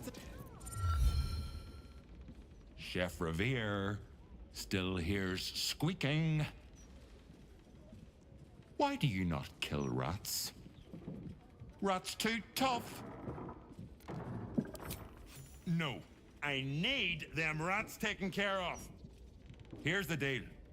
I'll keep a lookout for murderers. You murder the rats. Okay, so I'm going to split my group. I'm going to bring Shadowheart over here by the stairs. And I'm going to do 2 things. First, I'm going to drink the wine here and become drunk. Next, I'm going to cast Spirit Guardians at level 4. And then I'm going to go down the stairs. So for one more turn, I am still drunk. And look at all the rats.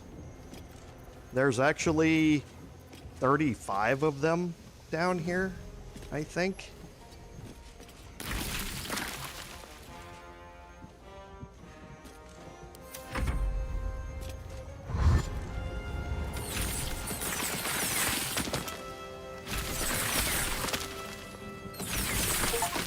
There's the achievement. I don't know if you heard it proc. The mindset I hadn't done it yet, and I figured this would be an interesting way to do it. What just procced is the Punch Drunk achievement on Steam. You get that for killing 20 enemies while drunk. We killed 35 enemies here, 35 rats. We were drunk when we did it. They just all really killed themselves. So this is, if you don't have that achievement yet, there are 2 places like this. We saw the last one in Act 2, fighting the rats in Shar's, the Gauntlet of Shar. But you can also do it here, and it makes proccing that achievement really, really easy. So don't miss out on an easy opportunity to get it. Now, there is something else that you can continue doing down here. Visit the Emperor's old hideout, and you go through this door, and you're going to enter into a room where you have to do some other things to get access to the hideout. There are some discussions as to whether or not that starts a particular thing, or cues a particular thing to happen, and then when that particular thing happens, do you have a time limit on doing it or not? There's a bunch of disagreements online, actually, about it, and I haven't gotten to test it yet because I haven't gotten that thing to proc yet in my personal playthrough. So I'm not going to continue on down here, even though the Emperor, right when you drop into the lower city, suggests that you go do this. I am not going to go do it. I don't want to take that chance that it is going to proc something that I don't want to, or I'm not ready for, or don't want to do right now. So be sure when you leave here to hold left alt, because after this happens, it drops the Keepsake Ring. The Keepsake Ring gives you Dominate Beast, a level 5 enchantment spell that you can use once per long rest, and it fights alongside you. It's a wisdom-based spell, so every time it takes damage, it makes a wisdom saving throw against your domination. If it doesn't take damage, it doesn't make a wisdom saving throw. That's very important to remember, because you can dominate a beast and move it out of the combat, set it way off to the side somewhere, and remove it from the fight, and just let it sit there. If it doesn't take damage, it doesn't get a saving throw. Okay? So it allows you to possibly cast this on a high level beast in an encounter, and then remove it from the fight entirely. Okay?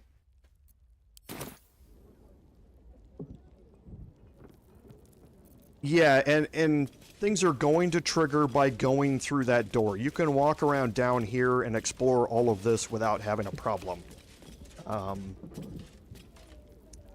And yes, that is the specific thing that I'm trying to avoid. And I know that by pursuing this more, and I don't know if going through this door or going through the next one, actually, the one that you have to open up using a different method, triggers it. But either way, I'm not going to go in there and deal with it right now. But there are some camp supplies up here. There are some more fire wine barrels if you're into the whole barrelmancy thing.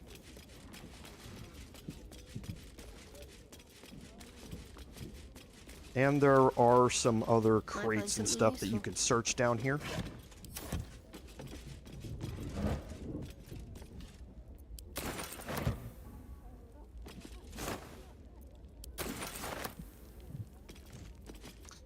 Yeah, I think it is too, Philip. But again, I'm not going to explore it at this time. Once I get to there and I've done what I want in the lower city and I want to proc it, I'll do it my personal playthrough, and then I'll talk about it here. Something's on my mind. So we'll go talk to Chef Revere. You kill the rats, yes? I heard commotion in the cellar. Good. Perfect. Here, you take this. And do not worry. Chef Revere's eyes will be kept most peeled for murderous knaves. And he's going to give you a gold reward for doing that. Okay?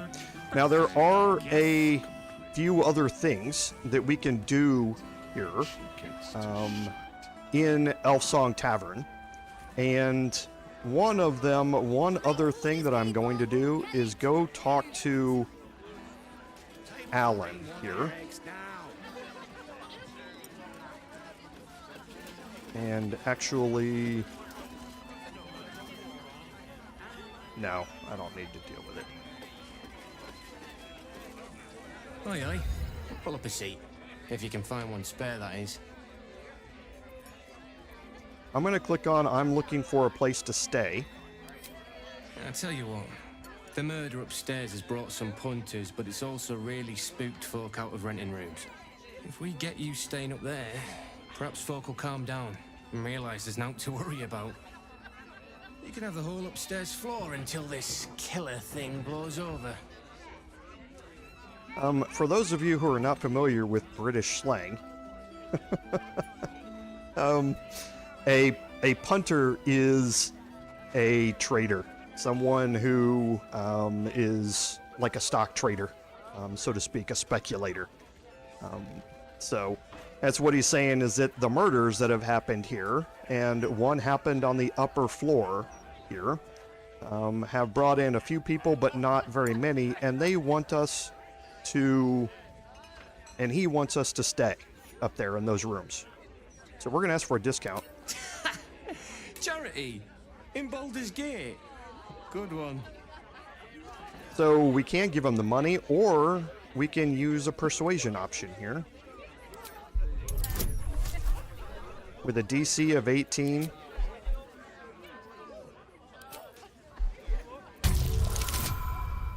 Ooh, didn't even need it. That's going to be a good size roll. Nice. 33. Keep your voice down about the bloody murder upstairs. Top floor's all yours.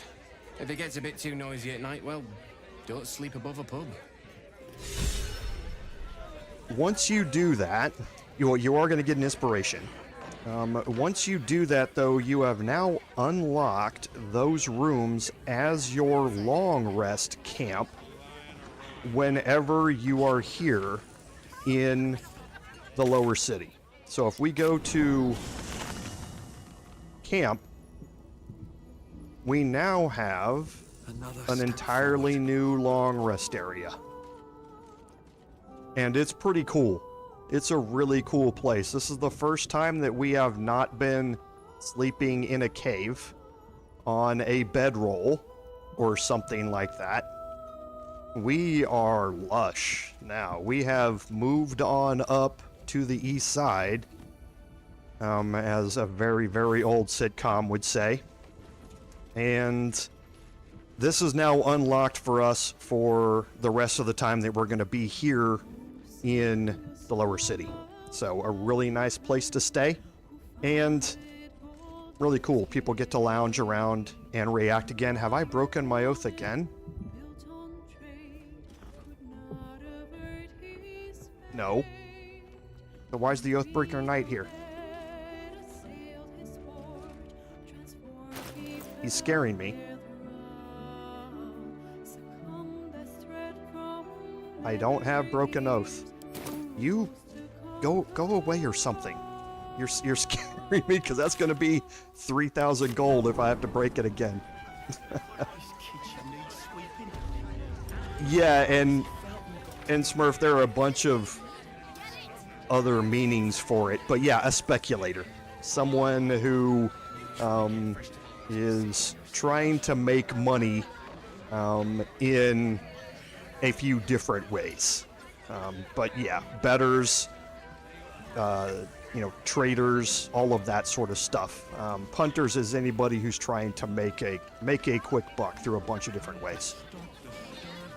But yeah, I love the fact that there's British slang in here all the time.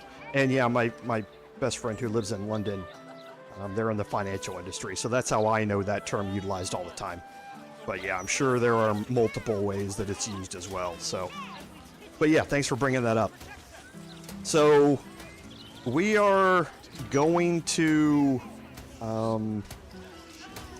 move around farther to the west into this area. We are not going to continue on here for now inside the tavern. So we're going to move around the outside here, just clearing out up next to the wall. That'll fit in my pack. Of course, Smurf, I remember the UK in your name.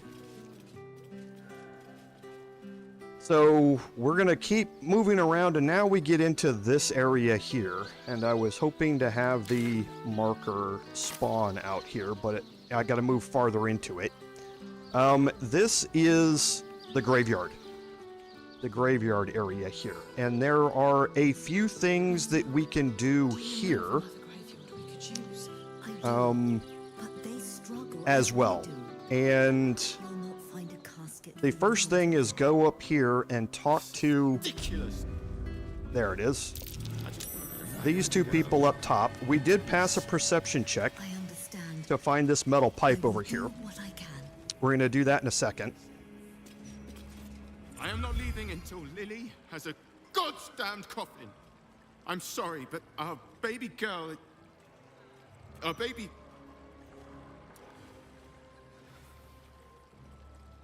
Oh no, love. I know. If you're here for a burial, good luck. The carpenter around back claims there's a backlog. We asked for a child-sized coffin, but I said it'll take a month. 7 years of age. And murdered. What kind of monster hurts a little girl? Shush, love. We're going to get Lily a coffin, all right? Give her the burial she deserves.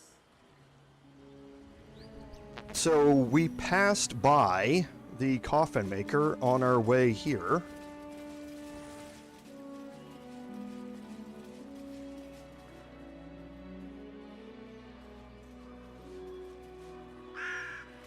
Okay. Or... Here he is. Let's say I knew we did. Fully booked. And no, I don't care if your loved one was drowned, strangled, or butchered. I'm not making you a coffin. Why? Because they have a dead kid. Welcome to half the city. Now, you want to bump someone else to the back of the queue? Fine, but it'll cost you. Okay, we have another persuasion option here. DC 20. You can see in the lower city things are going to start to amp up a little bit.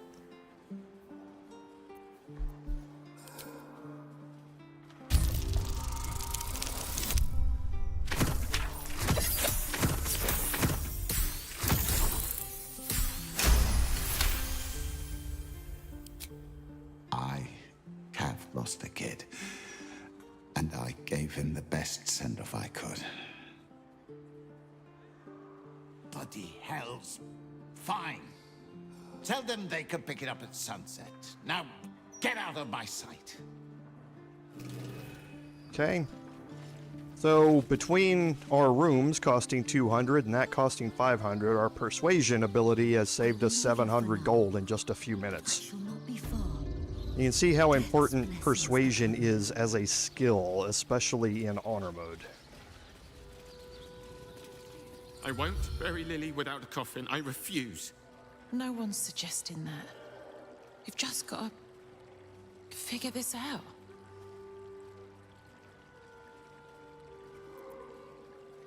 You did. You hear that, honey? Lily was our world. Knowing that she'll be able to be put to rest properly makes things easier. Thank you.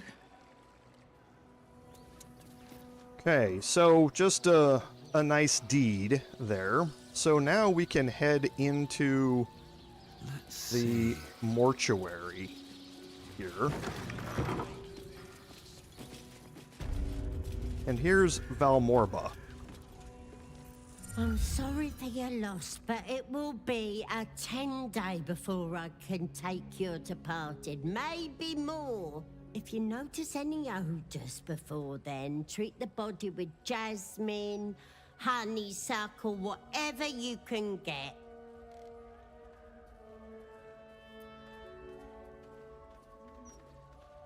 Kerwin?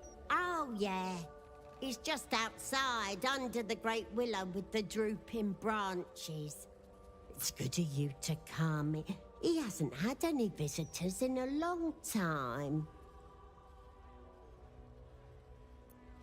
It's important to remember those who have gone before us. I wish there were more like you.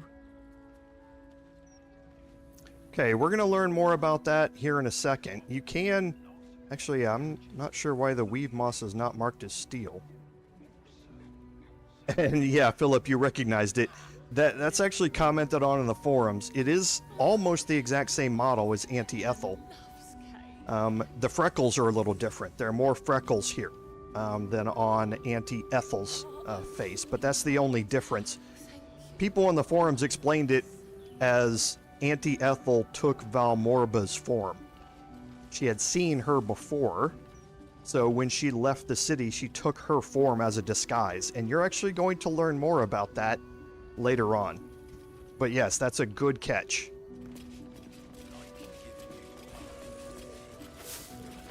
Okay, so you can take the weave moss. Now we're going to head up to the second floor here.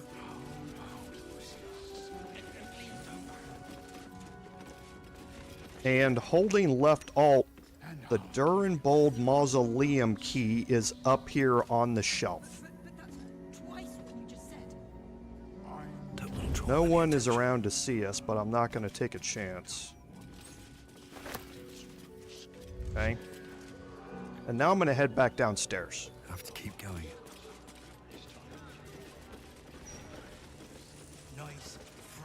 Now you can pickpocket Valmorba for another key. She has a key to the cellar down here, which has some notes in it about the murders that have happened. And there's also something else down in there, an item that's going to play into a quest that we're going to need to deal with later on. But for now, I'm going to, you can see the dirt mound here is red. Mortart Gracie here is walking around making sure that you don't just go digging up all the graves. She's going to become upset, and she will become hostile if you do it more than once, or maybe it's more than twice. So you don't want to go digging up graves around here, because you can't dig up a grave while you're in hiding. And no matter where she is, she'll see you anywhere around here. So we're going to click on this metal pipe, though. And it sounded like we heard somebody mumbling, and now the dirt mound is not marked as red anymore.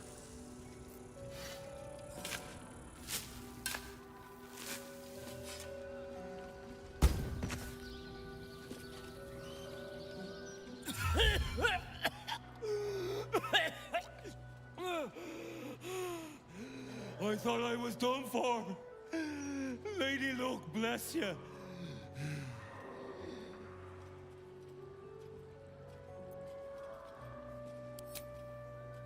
Sightseeing.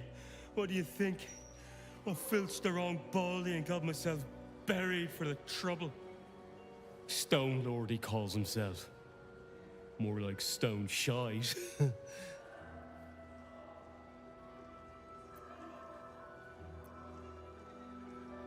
The gang boss has been all up in Nine Fingers territory. He's brutal. Steer clear. Look, I ain't got much in the way of thanks, but the stiff below has some fancy doodads. You're welcome to them. Okay, so the metal pipe was a breathing tube that they had stuck down into the coffin, and they had buried him alive. So, yeah, not a great way to go. So now we can search the casket, and we get two things. We get the magical pike, even though it's got a name on it. It's just a +1 pike. That's all it is. And a +1 rapier. You get the chocolate style doublet. This is the same one you're going to get this every time. You're not going to be able to roll for different clothes out of this. This loot table is set. So you get this. I think it looks ugly as all get out, but hey, if you want it, there's some nicer clothes. Okay. So the next thing that we're going to do is start looking at these mausoleums here. You can see that we have some names here. This is the Hhune Mausoleum. Down here we have the Gorion Mausoleum.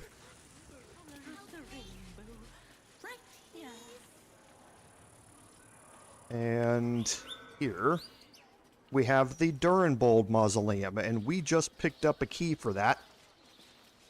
Remember? So, this fight, well, I'm gonna say it now because honestly, I've never come in this way. So, I don't know what's gonna happen. I don't think I'm gonna get into a fight right when I walk in. However, I think as soon as I touch anything, it's going to start a fight. But if it starts it when I walk in, this fight can be very, very bad. It is extraordinarily easy to underestimate this. When I did this in my personal playthrough, I almost party wiped here. And it was unbalanced. So things can go very easy. They can also go very badly. So you need some preparation for this, so to speak. We picked up the key from upstairs, so we're going to go in. Okay, so you're not immediately dropped into combat, and that's good. We use the mausoleum key. You can see that there are graves around the outside. Okay, and there are 4 sarcophagi here. Now, we are going to try, actually, yeah, because I think what I triggered it last time was by picking something up. So we're going to try and move up here and see if I get dropped into it or not. Okay, so I'm good. I'm going to get everybody up here. Okay, perfect. And I'm going to have Shadowheart cast her darkness right here. Let's get going. And I'm going to pick up that scroll. And as soon as I do, we got some spawns. So, Durinbold, if you read the various things that are in here, you will learn that he was a hunter, and he used dogs as hunting companions. And these specters have some very interesting properties. So, if you examine them here, you can see they have a good number of elemental resistances. But archery, so he's got a +2 bonus. Crossbow expert, so he's got point blank, which means that you can't give disadvantage to his attack rolls by moving up next to him. He also has wounding. He gets gaping wounds that last twice as long. He has Man's Best Friend. Your proficiency bonus is added to the armor class and damage of your hunting dogs. Now, he's level 10. So, if you look at his dogs, they have an armor class of 18 because they have a +3 proficiency bonus from him. This makes the dogs quite hard to hit. Okay? The dogs also have, and him, have incorporeal movement. So opportunity attacks, when they move out of the way, have disadvantage. They can also fly. So they can maneuver around this entire area. There's no choke points that you can set up. But the important thing here about them is Man's Best Friend. So this, and actually it's not Man's Best Friend, because that's what we were just talking about. The armor class is improved. Okay. So something else they have, which I guess we'll illustrate here in a second. They also have pack tactics. They have advantage on all attack rolls if one of its allies is within 3 meters of the target and isn't incapacitated. Because they can fly around so much, the dogs are always right next to each other. So they always have advantage on their attack rolls, which means they hit you almost every time. It doesn't matter. I went in here with 23 armor class, and they were hitting me almost every time. It was stupid how much they hit. Their attacks do necrotic damage, and they do something like 4d6 necrotic damage.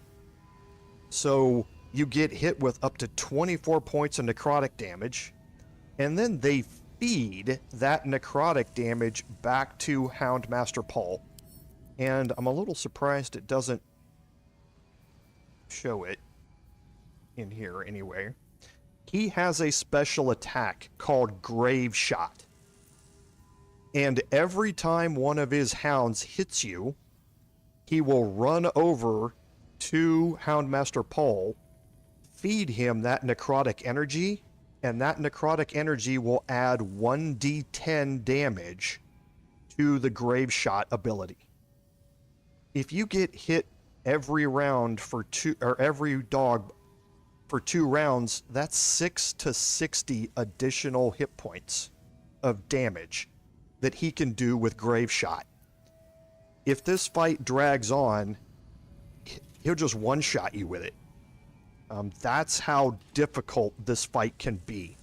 So you need to focus Houndmaster Paul down as quickly as you can. I'm ready. And now that they're spawned, I'm going to recast Darkness here. And I am not going to leave any of my characters out of it.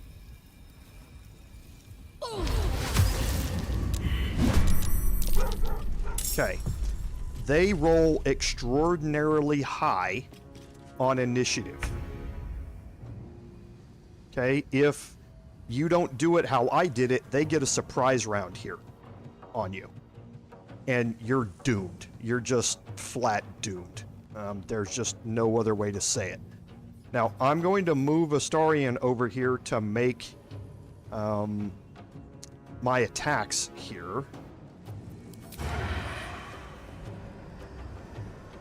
Feel their aggression.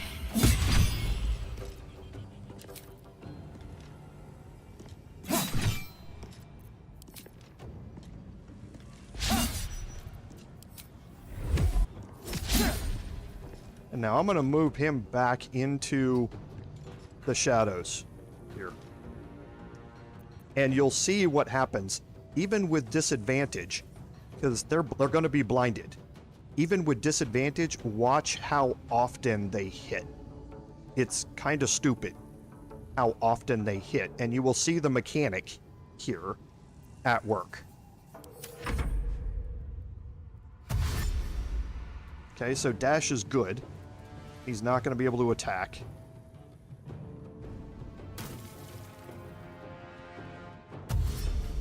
Okay, and dash is good.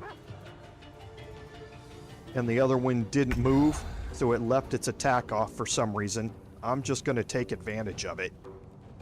Okay. So let's try and...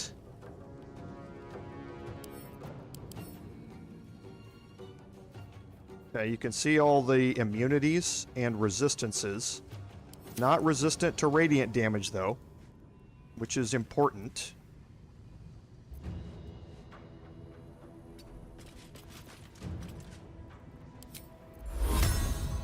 I'm going to throw down Radiance of the Dawn.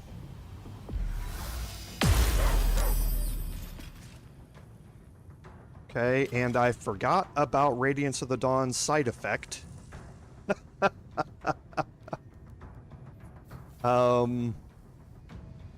So yeah, that's a thing.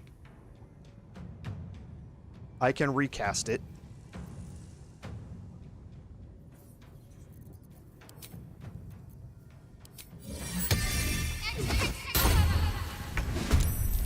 They have dark vision, Smurf, but they cannot see in magical darkness. A rough tempest I will raise. And that means I'm going to have to use my Paladin to recast it.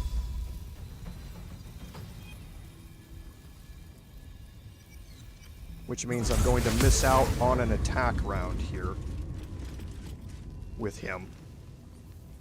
But I'm willing to do that to give them disadvantage, because see, they are blinded.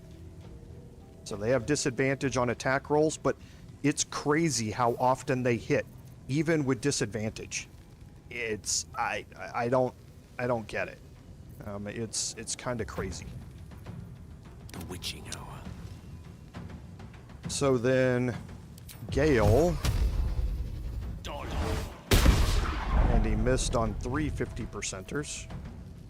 Time to push my luck again.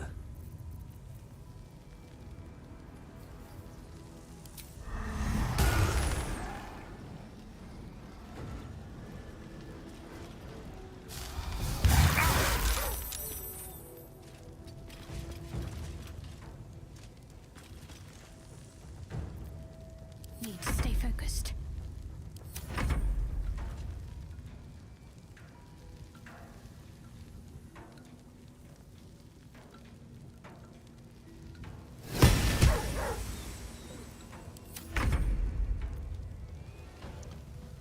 Okay, so if I move out of that, he's going to get an opportunity attack when I come back in. And he won't have disadvantage on his ranged attack. So I'm not going to do that.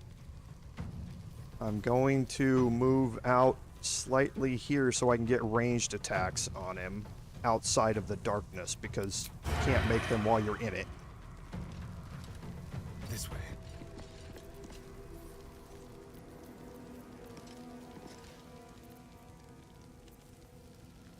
And I might be able to hide here. Into the shadows. I can.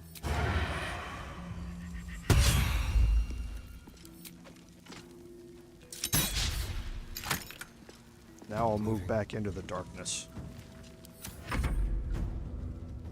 Okay, so now we'll get to see their attack round. Oh, he stopped at the fire. Okay, so he missed. Finally, somebody missed. And darkness keeps him from shooting you. Oh, see, look at that. They rolled a 26. With disadvantage. Disadvantage. His lowest roll was an 18. I seriously think this fight is rigged. I mean, it's crazy how easy it is for them to hit in here. It's crazy. I don't think warding player is going to matter because he already has disadvantage on this. But it's free. I can throw a projected ward to minimize the damage. So, yes, 9. And I want to see, I didn't look. it's 3d6 necrotic. Plus the 5 dexterity modifier, plus the 3 from the proficiency bonus. 12 damage of that was reduced by projected ward. But yeah, it's 3d6 necrotic damage every time they hit you. And they just seem to hit you all of the time. Okay, so let's see what we can do here. There's one down. Can use my bonus action with Great Weapon Master, because that doesn't have to be a great weapon for it to work. There's 2 down. Try me. Oh, and I missed the 75%er. A tale for the ages.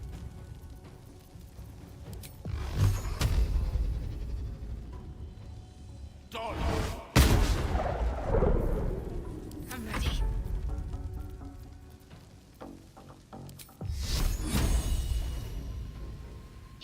Let's see if I can give some radiating... Oh, I'm not radiating orb with him anymore. Okay, and then I'm going to use Concussive Smash. And it missed. That's alright, though.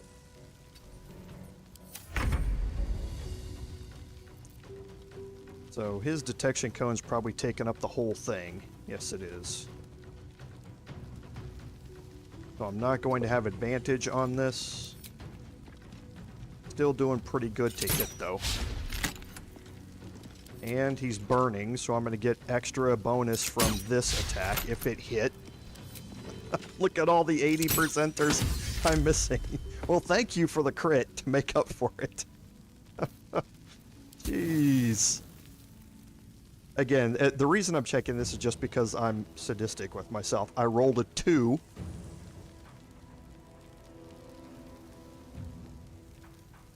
And a 2. Yeah. Very, very nice. I swear this fight is rigged. Larian, tell me this fight is not rigged.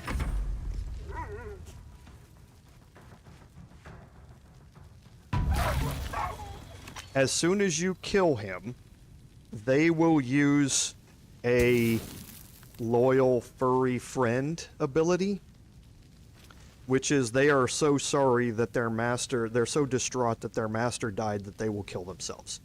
So you really only need to focus on him for this fight to end. Okay, it's very sad. It certainly is. But yeah, this way here is one of the preparatory ways to get into this fight. If you come down here and you just search something and they spawn and get a surprise round on you, you're in some serious trouble if you are not prepared for this. Things can go very, very badly. Very, very quickly. Like I say, I was at the point where he one-shot one of my level 11 characters with Grave Shot. It was just that bad. So I thought I might be able to take him out, and I didn't know about his, once he dies, all of his dogs die too. So I was focused on the dogs who were back here until I learned about his ability. I saw it happen, but by then it was too late. And he... Oh, yeah. Yeah, that's the other thing. If you're not aware, there's a hole in the... Well, we'll actually... because I need to go back there anyway. Onward in her name. There's a hole in the wall here. This hole is going to take you over to the next mausoleum. However, you have to be shape-shifted small to get in here, or use gaseous form or something like that, or wild shape to get in here. So if you don't get your entire party in here, if you just bring one shape-shifted character through here and you start looting something, then yeah, like M said, you're solo in here. And you need to hopefully survive that first round. Because if you don't, you're just dead. If you actually get an attack round and you can stop the combat, then you can go to your other characters who are in the other mausoleum over there. You can group them up, exit that one, pick the lock, hopefully, on this one, or get the key from the upstairs, and come down here and enter them into combat as well. Because yeah, if you're solo, you're just dead. The only way I was able to do this when I was actually solo, when I came back the second time and didn't know what this hole did, was by going invisible, hiding in the corner, and then they all went back to their spots. And I was able to heal up, because taking healing potions does not break invisibility. I was able to heal up when I had 13 hit points left. I healed back to full, came back up here to the top, and dropped darkness and a sneak attack on him. And in that way I was able to solo it. But I still took a huge amount of damage because the dogs just don't miss. Right. I swear, Larian, you've rigged this fight. I know you have. I know you have, because they just don't miss. So, in here, some thieves' tools and stuff you can take, and don't forget to search the skeleton. The skeleton has a unique item here called the feather token. Now, the feather token is actually a thing in tabletop. If you're carrying this token, you take no falling damage. However, the first time that you take falling damage, the token will prevent it, but it will lose its magical property. And then it just turns into a coin. So it is something where if you have it on you and you get shoved off of a high cliff or something, it can save you if you don't have Featherfall, cast on you, which you probably don't. But it's a one-time use thing only. So you can search the various corpses, but you're not going to find anything on any of them. So now we get to the sarcophagi, and all of the sarcophagi here are the same. They all have the same interaction here that goes along with them. And for this, I am going to take Astarion, and I'm going to have him take an elixir of Hill Giant Strength.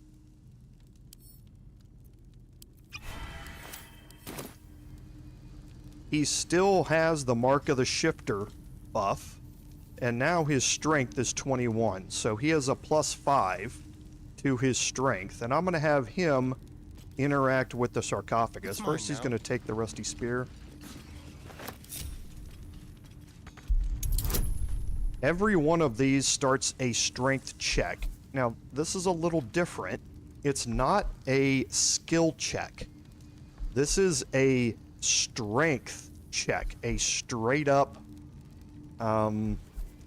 here's what your strength is, here's what the bonus modifier for it is, and that's what you're going to use. So it's not like you're getting other bonuses that add on to it from other things that you have, like gear and stuff like that. Astarion has an 8 strength, so he's getting a -1 there, but he's adding +6, back in to his strength because of the Elixir of Hill Giant Strength. But Mark of the Shifter applies to this check because it is a strength check. I can also add in the various other things to help buff that up, like guidance.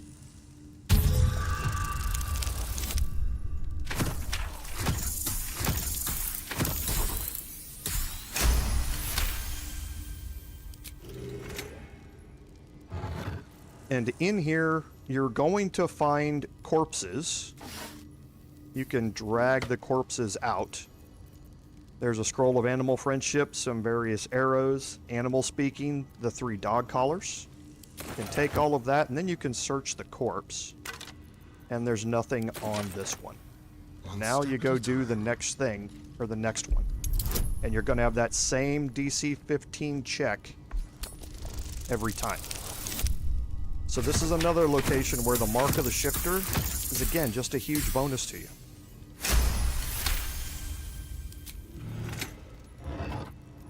There's an Elixir of Cloud Giant Strength. Good, we've got one.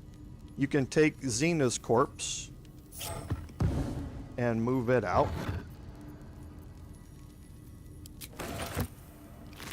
Nothing there. Certainly.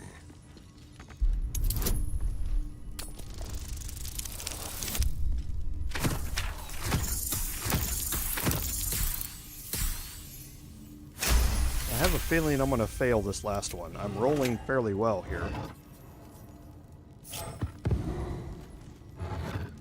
Potion of Speed and a whole bunch of balls.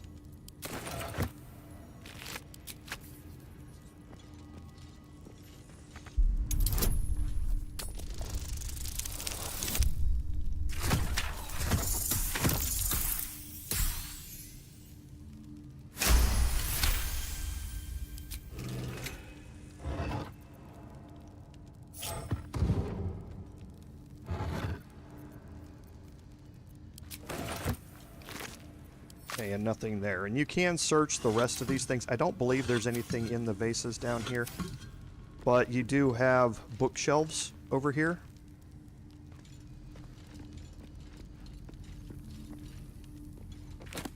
And you're going to be able to find some books in here.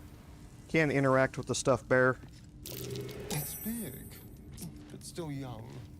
Heavens help the hunter if its mother caught them. I love his little at the end of that. He just loves seeing people get, you know, completely messed up. Okay, and that finishes off Shouldn't have wished this to live in more interesting times. mausoleum. Okay, this is the first of 3. Don't waste a step.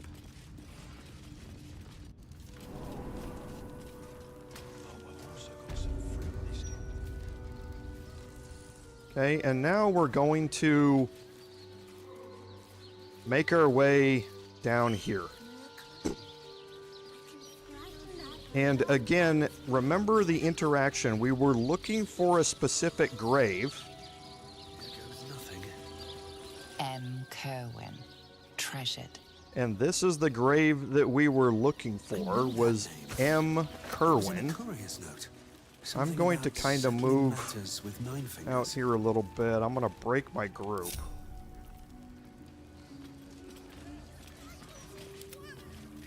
Flowers say what words never can.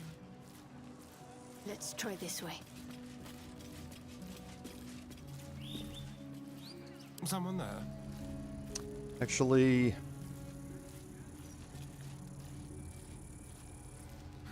you know, this would probably be better if I don't do it that way. Flowers, every color of the rainbow, right here. But actually, I don't know how they're going to react. I'll play this situational and see what happens. Go. I'm going to go down here. I'm going to put Astarion into hiding. Very quiet. Down here. I think he's going to be fine down here.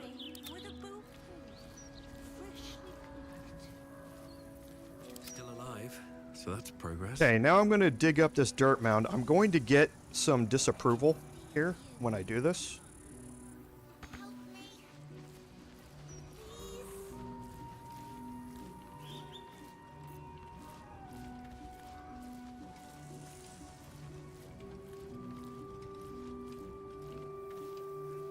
Keep your hands to yourself.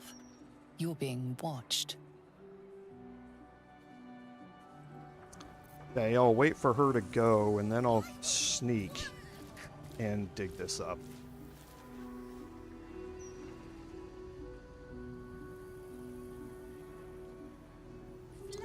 You can dig in darkness.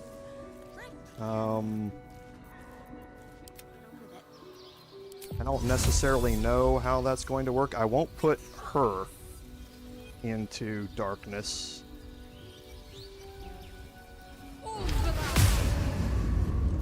These things have stayed interesting. That's a good idea, Philip. I've never done it this way. But this brings up Bug Thimble, and he's going to move out of the darkness here. What's up for discussion? Here! What's he doing? Get them sausage fingers off my crate!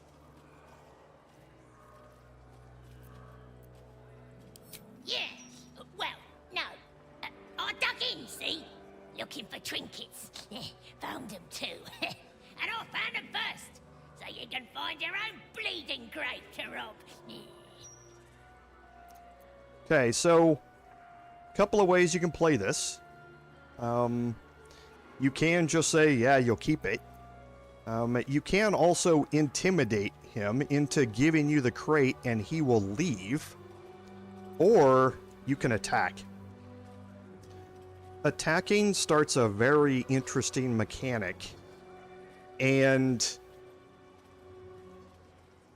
trying to think how best to explain it. There's a lot of XP involved with the attack mechanic. You can get overwhelmed during this, so you need to be prepared for how you want to do this, but we're going to try it here and see how it works out. Oh, yeah? Oh, got you good! Okay, now a couple of things to notice. First, you have Bug Thimble. You also have 6 kobold holes. These are very much similar to the Dark Justiciar portals that spawned in outside of Balthazar's room. There are 6 of them out here. 1, 2, 3, 4, 5, and 6. Every turn, they have the open warrens condition.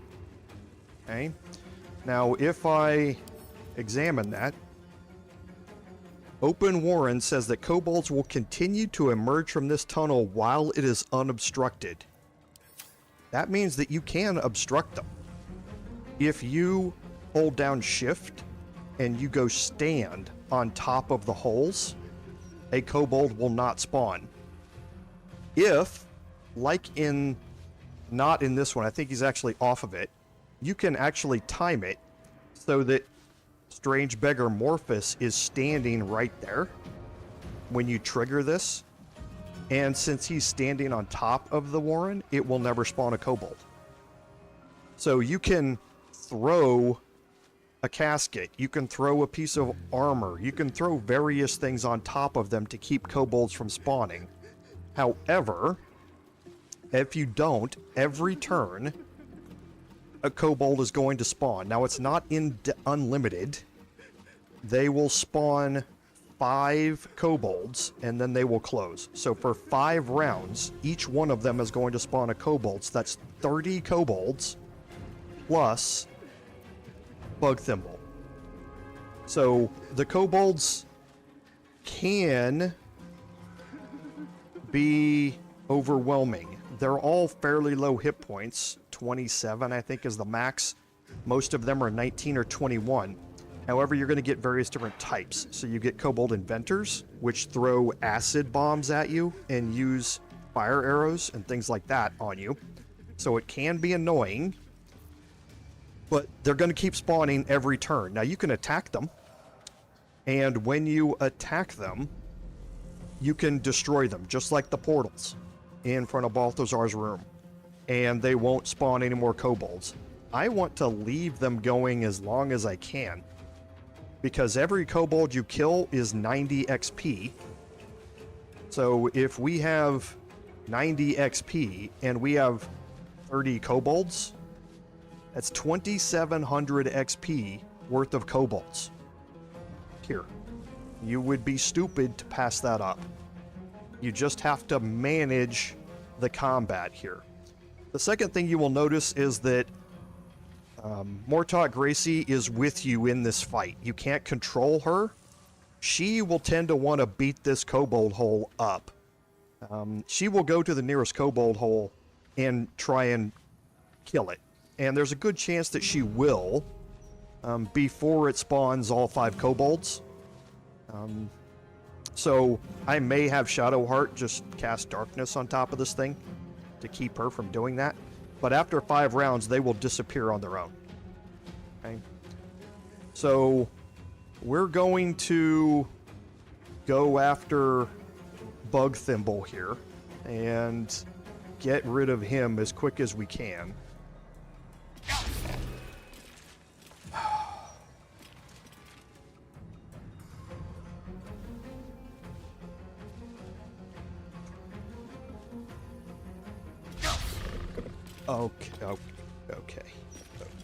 Okay. Larian, please. Larian, please. Oh, Larian, please. That was disgusting. 2 1s and a 2. That was disgusting.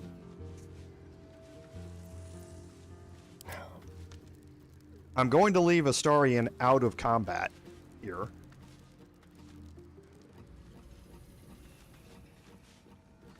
Oh, that was disgusting. Gone with the weave.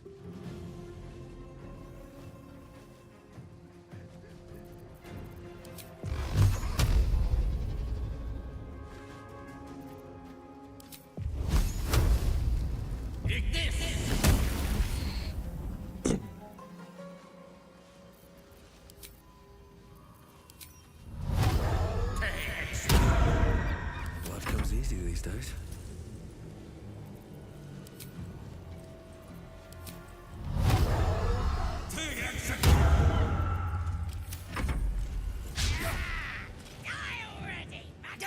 Take you, vile creature.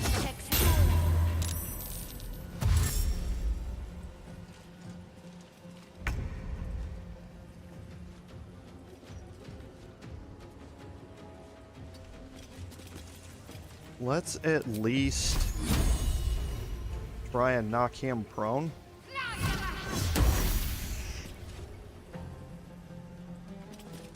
Oh, yeah, she's not reverberation based. Again, one more thing I forgot. I am definitely going to bring out my spiritual weapon here.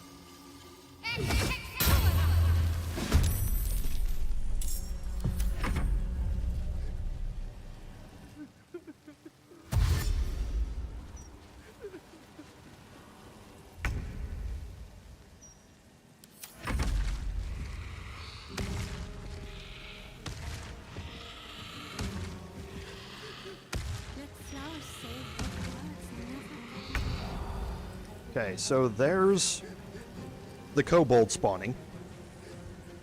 And you can see we do have some inventors. These are the highest damage ones. They're fairly easy to hit, but again, they have pack tactics. So if they're grouped up around you, they're all going to have advantage on their attacks. They cannot see in the dark, so darkness works on them. But most of them are going to be kobolds. Kobold scouts,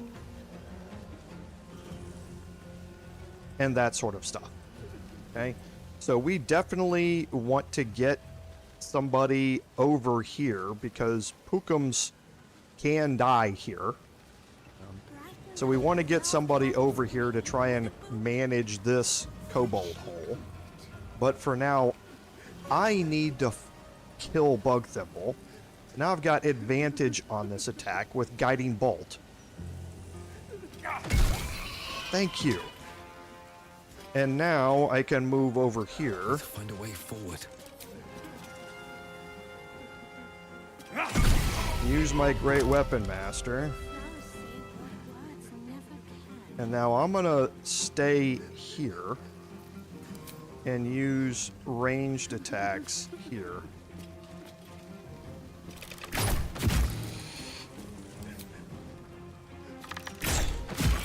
Perfect. Now, what my Paladin can do is he can move back and forth between these two holes and kill the Kobolds each turn. He has enough movement to get back and forth between them. He can make his attacks here and then move to that one, kill him, move back to this one. Okay, so these two holes are covered. It's very possible that I can even get 3 of them here. So I may move out just a little bit. See if I can still attack this one. Possibly. And then move to here, and then move to here. So that's the benefit of having the 3 attacks with him. Is that he can cover multiples of these.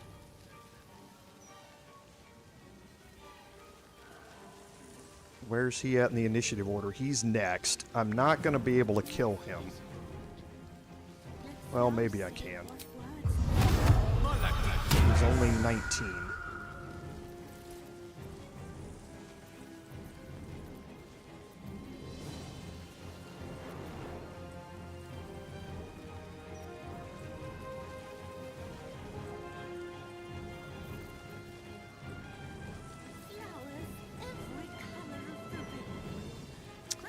I think I will.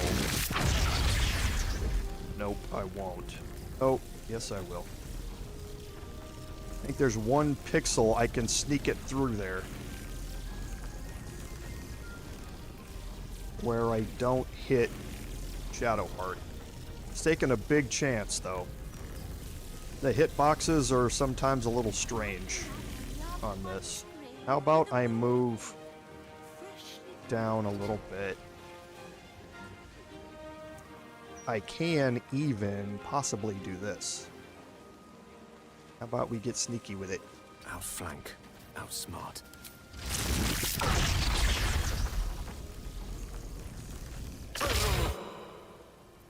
Sure. Oh, I hit the spiritual weapon. Don't care.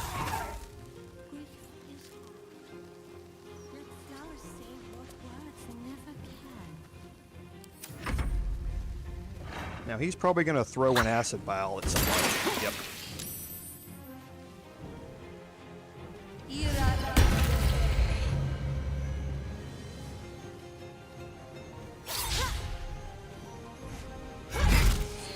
Don't kill him. Thank you. Because I want to get that kill.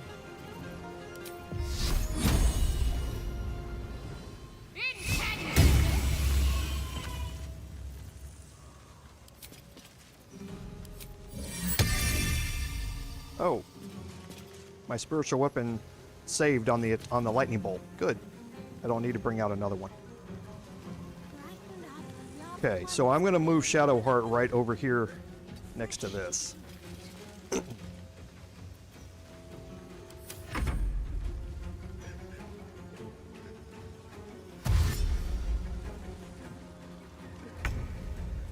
now next turn, I just wish she would keep... She keeps moving around. I want to bring Astarion into this. And she's going to get her kill with her stupid Spirit Guardians. And I don't get XP for that kill. So, where's she facing? She's facing the wrong way again. You're just messing stuff up. I wish you'd just stay in the corner and look at the wall like you've always done in the past. I'm just waiting. Because I'm pretty sure as soon as I cross into that detection cone, I'm doomed. I'm going to be brought into combat. Yeah. Thank you. That's all your fault. I can't even catch my breath. Okay, so I can hit here. Are any of these inventors? Yes. I'm going to save this. Let's see if I have enough movement to get over there.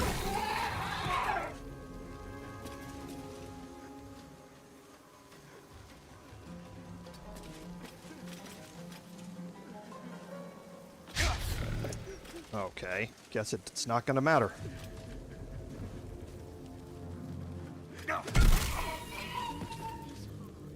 Well, maybe it is.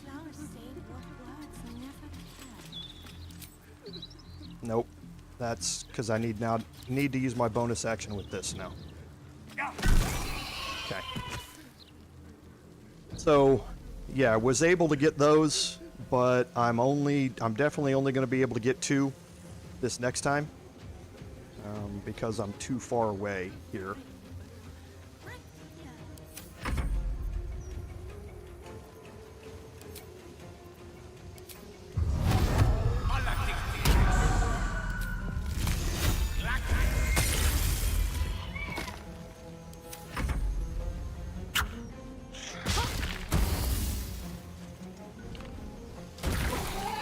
Quit stealing my kills. And all you're doing is grouping us up so that they throw acid vials at us. Stop. You are not helping.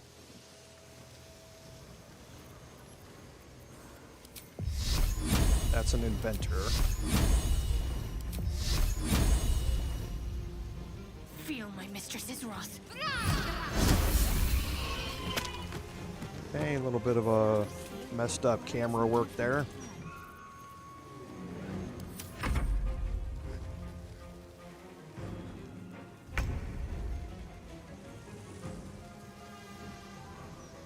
Okay, so I want to leave that here.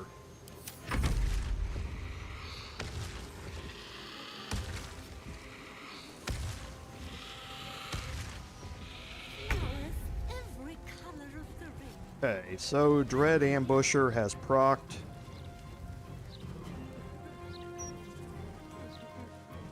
So let's dash with him. See if we don't slip. Don't slip. Pass your saving throw. Okay, perfect.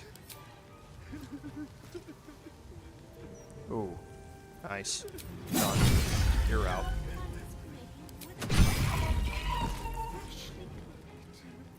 Are any of these inventors? Yes. Ooh, level 27.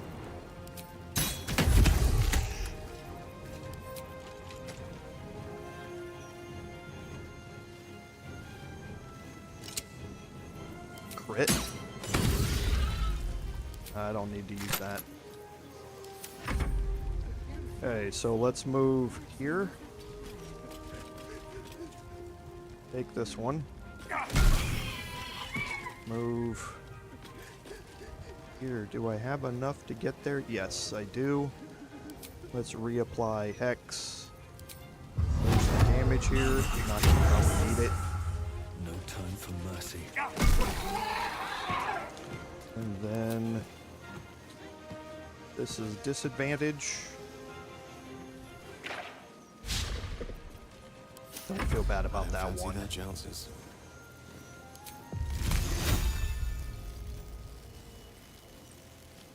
Oh yes. Should have reapplied Hex first. That was my fault.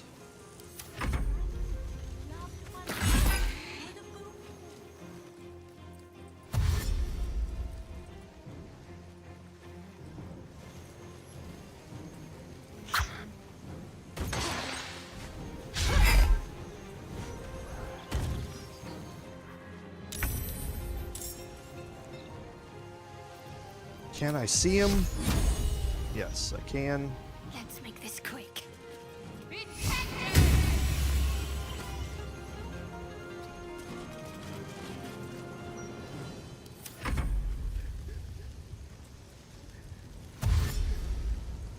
Will you just leave? Go somewhere. Go anywhere.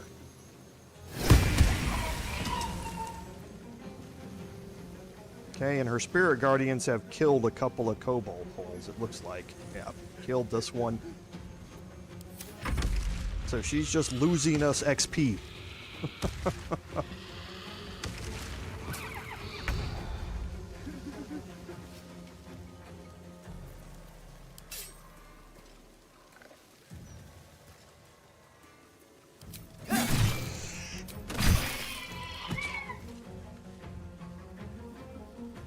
Delicious.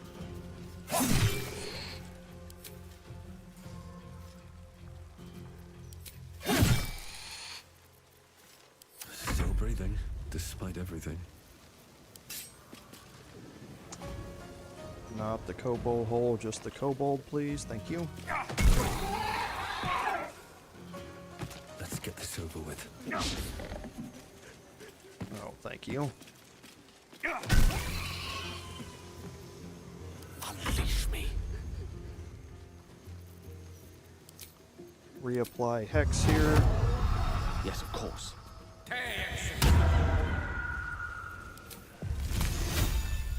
Their worst nightmare. I'm gonna move up right next to him. Hopefully he'll try and attack me. Well, she's gonna jump up here and kill him.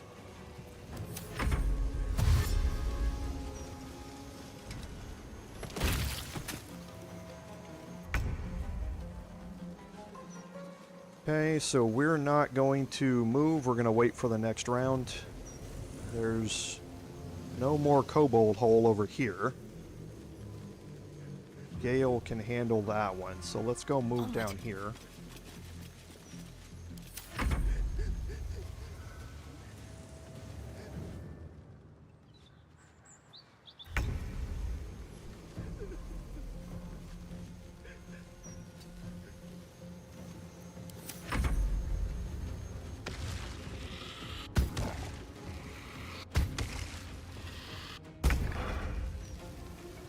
And looks like she killed that kobold hole up there with Spirit Guardians.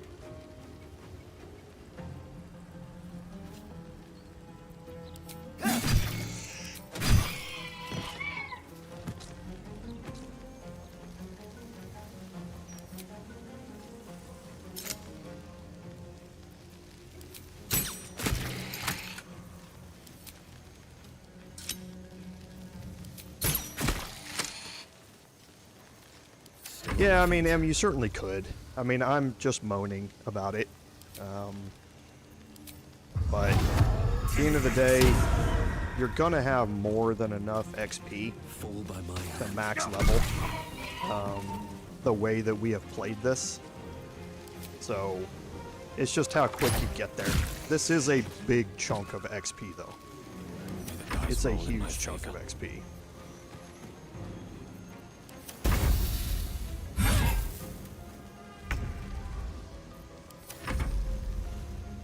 But yeah, it is what it is. I'm not gonna knock her out. She's just doing her job.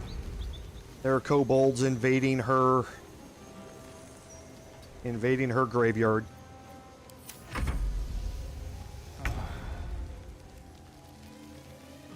Nothing important is ever easy. Battle of wits.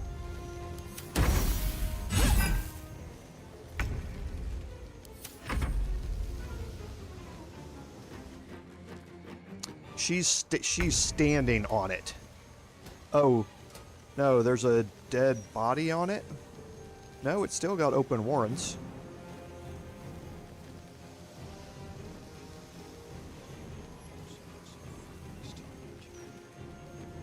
Yeah. Enough haven't popped out of here. Yeah, it's still got the open... Oh no, it's blocked warrens. See? So she must be standing on top of it. So kobolds aren't going to spawn out of it. Another fight. Let's go. So it was actually me that was doing it. It was Gale who moved too close.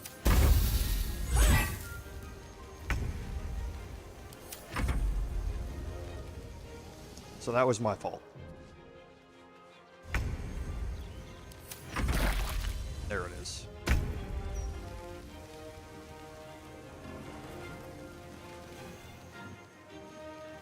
I probably can't see him. Even if I move out here. Maybe I can.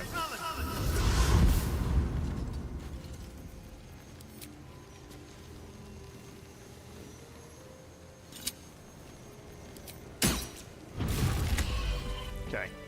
Well, there we go. So yeah, you can see 90 XP for every one of them that you kill. So if you can manage to keep all of them going, for that entire time, there's a huge chunk of XP to be gained here. The other thing about it, and who's got... That's not a trash bag. Astarion does. It'll be a while before there's another chance to rest. We'll just start over here. Don't linger.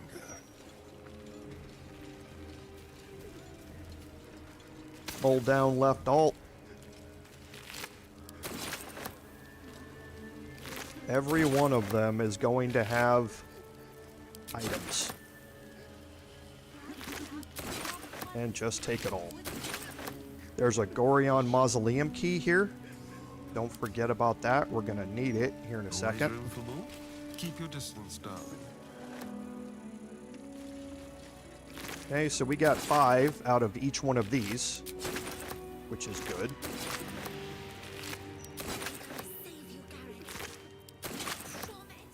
Okay, and we got 5 out of this one because one of them moved over to here.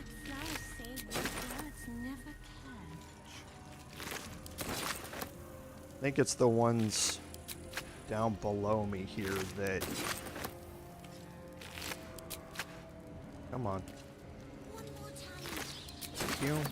That we missed out on a few. What's this? Bug Thimble has a special item. And that's Kerwin's Cauterizer.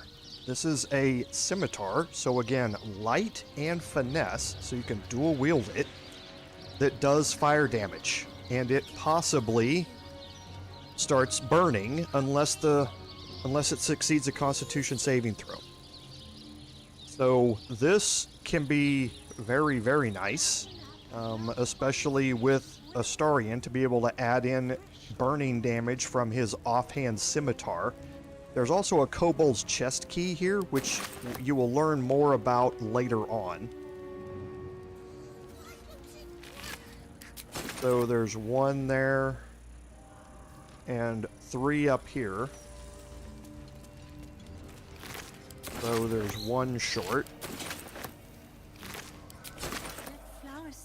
Then there's 3 here. So we missed out on 3. Nope, we missed out on 2. And there's 1 here. So we only missed out on 1. Kobold.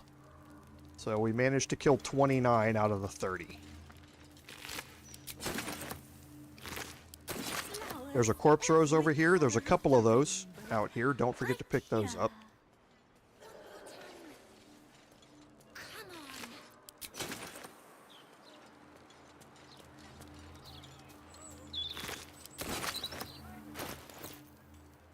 And out of,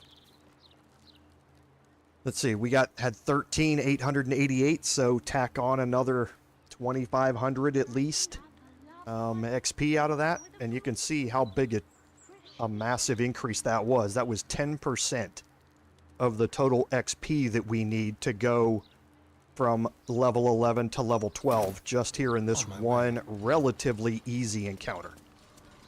So don't sleep on this as a way to bump up your XP. More for me.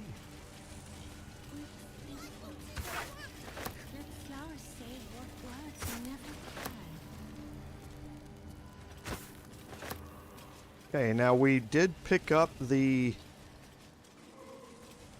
We're going to go look at a couple of, or pick up a couple of other things here real quick.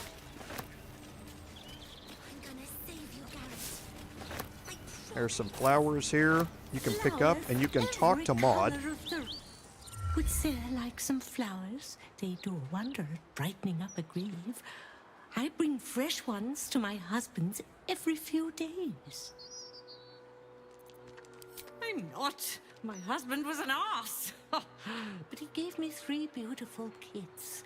So the old goat gets flowers. I get them up by Bloombridge. A druid lives that way, so you know they're extra fresh. Of course. Now, Maud sells flowers, but those flowers are also crafting ingredients. So the Potion of Greater Healing, this is a reliable place to buy balsam, and it's really cheap. So you can, remember, 3 of these per potion that are needed. So crafting a bunch or getting a bunch of these is a reliable way to get potions of greater healing. You can also buy black oleanders for necrotic resistance elixirs, and belladonna for elixir of peerless focus. If you don't know, and I get this confused. I want to make sure I'm thinking the right one. Yes. So peerless focus gives you advantage on your concentration saving throws and resistance to being charmed. So if you really absolutely need to maintain your concentration, you can take a peerless focus potion to guarantee that you are going to maintain your concentration. I say it doesn't have advantage.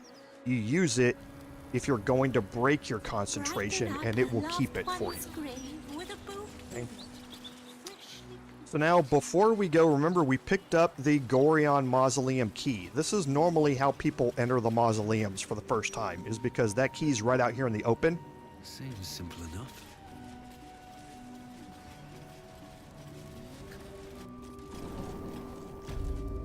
Okay, so this is how you normally enter into these, and then you end up finding a path to move through them down here.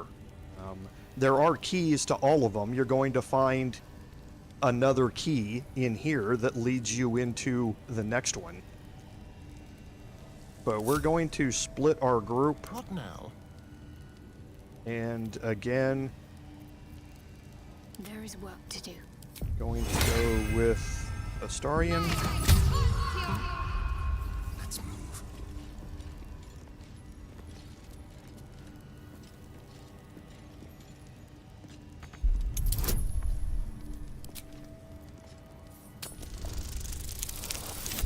Oh, there it is.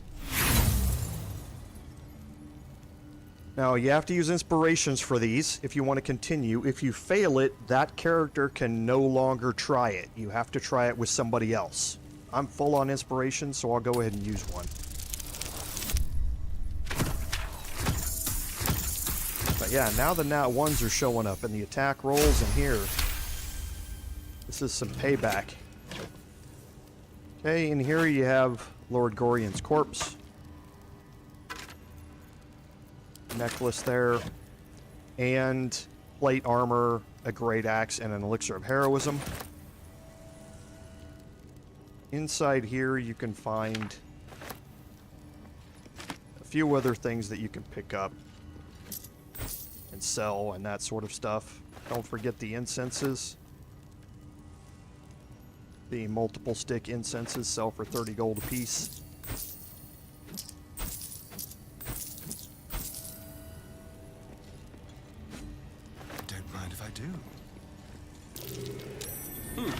There's the hole that M was talking about.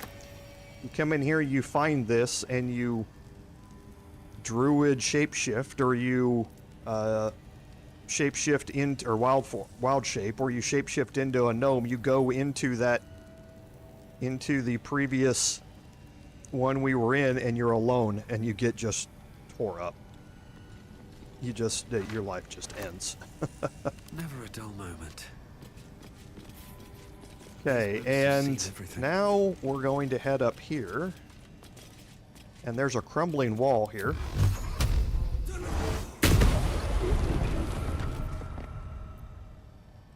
And now here we want to go in with... Over there. No one stopped me yet. Bring everybody up here. I'm ready. Whatever it takes.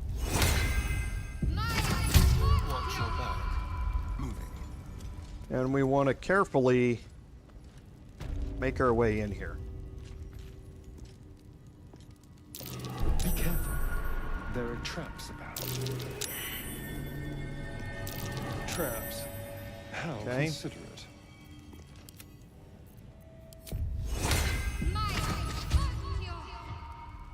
He did fail a perception check. Ooh, she did too. Still Okay. breathing, despite everything. Wits and blades, always sharp. Alright, what now? Actually, before I do that,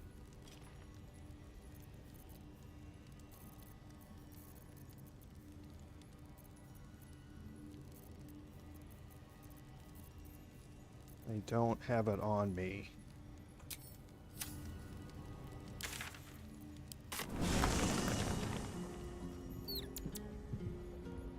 What's hiding here? I need to have this on me for this situation because I don't want to fail this.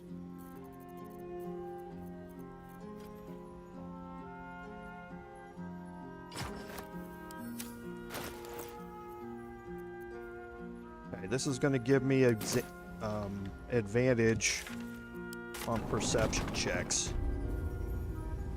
So I'll renew Salutations. my guidance. Essential incantation. Still alive, so that's progress. I did that with Gale. Step carefully. Okay, so there's that trap. There's that trap. Keep a blade close. Looking ahead. I applaud your taste.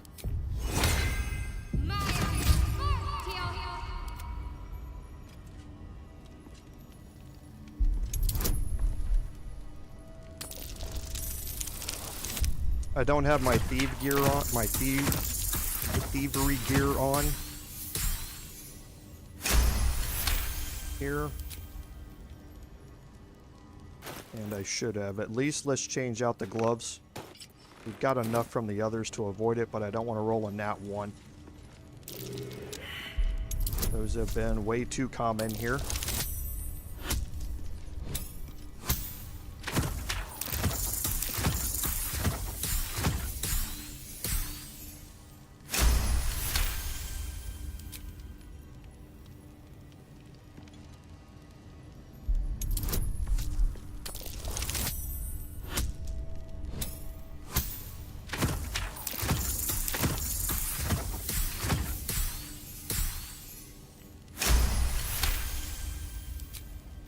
Okay, and I believe those are all the tripwires.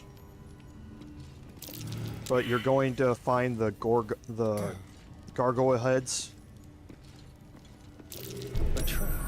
which are the things that actually trigger. Oops, not that. It would have been just like me to cast Sacred Flame on my Paladin. Not as bad as it could have. Trap. Be cautious. Moving ahead.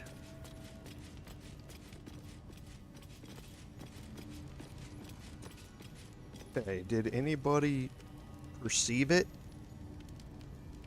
No. They didn't. Wow, okay.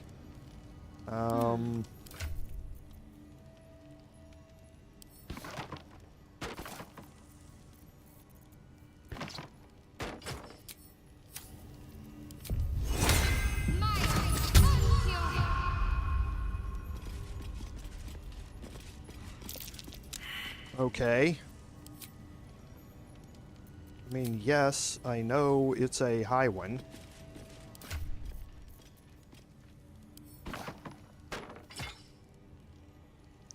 Okay, that was a weird change.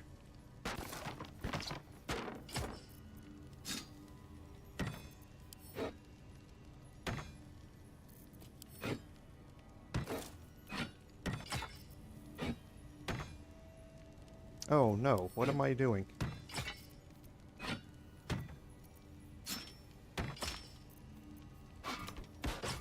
Okay. So now we will have her give that to Gale. Excellent choice. No, let's let I'm Gale ready. stay out there, because there's 2 more things that need to be seen here. You need to pick me up. Gale does not have a good chance of doing these, Minster's not around, but so he's might my as last well. chance. And he failed. What to do? Okay. Well, hello. I'll just help myself.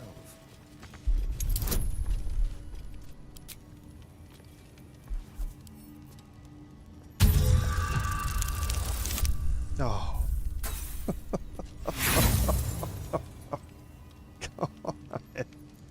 Come on.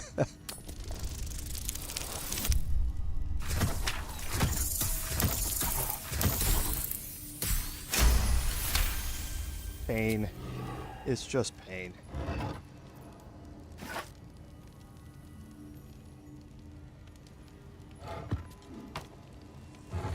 Okay, and in here is a note.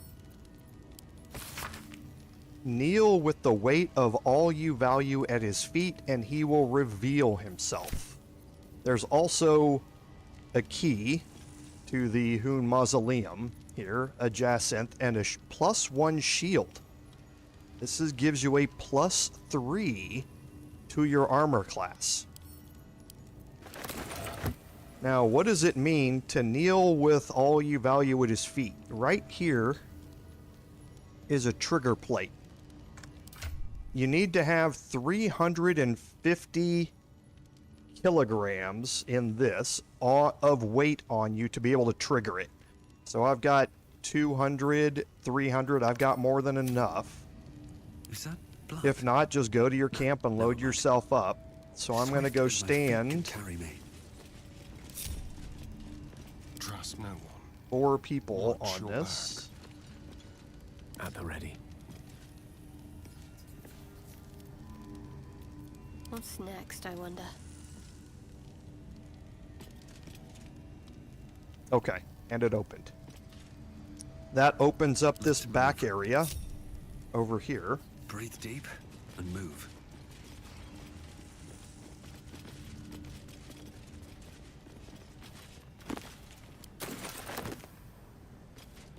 Some various books. There's a whole bunch of silver items here that you can loot.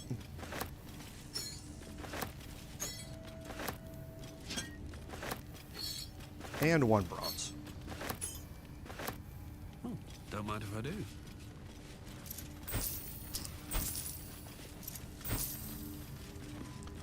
Now, we're going to have a problem.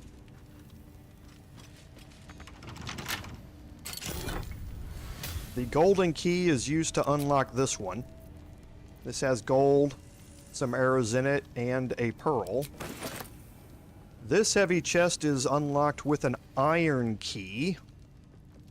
That iron key is actually under this tile right here. It's either that one or this one. If you perceive it, you can search that tile and you'll find the key. I don't have that option here, so I'm going to have to lockpick this. Oh, for a skeleton key. It's not necessarily an issue for me, but that's what that perception check is that I failed out there, was to find the key for this. Okay, and a gold ingot.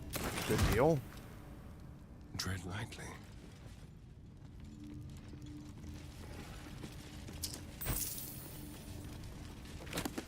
And we have some more rows of books that we can search to pick up some last few things in here. Okay, and then you have the way out.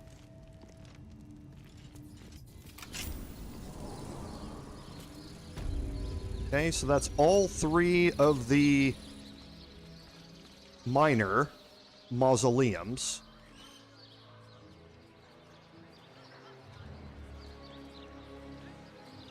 Grief is hard.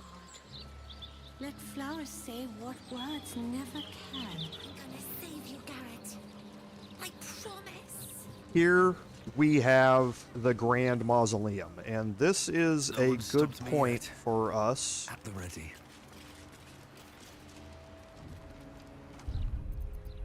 to make a save. So off stream, I'm going to go clear out our trash bags because we're carrying a whole lot of trash, right? So I'm gonna go clear out my trash bags. Oh, I'm still carrying around a dead Deva. Fun. I'm going to clear out all of my inventories. I'm going to unequip the Deva mace and put everything back to normal for my Paladin. I'm not going to use these anymore. They're just OP. So I'm not going to use them anymore throughout the streams. But get everything back to normal and get us ready for next week, where we're going to do a couple more things in here and definitely head back to the Elfsong Tavern. And then we're also going to go have a conversation right here, and we're going to head into Baldur's Mouth right here. That's a very interesting place for us to be. So that kind of gives you a preview of what we're going to do for next week. So as always, thank you all for being here. The interactions have been great as always. So I certainly appreciate it, because without you and your support, none of this would be possible. This is Commander Jorval saying, until next time, fare thee well.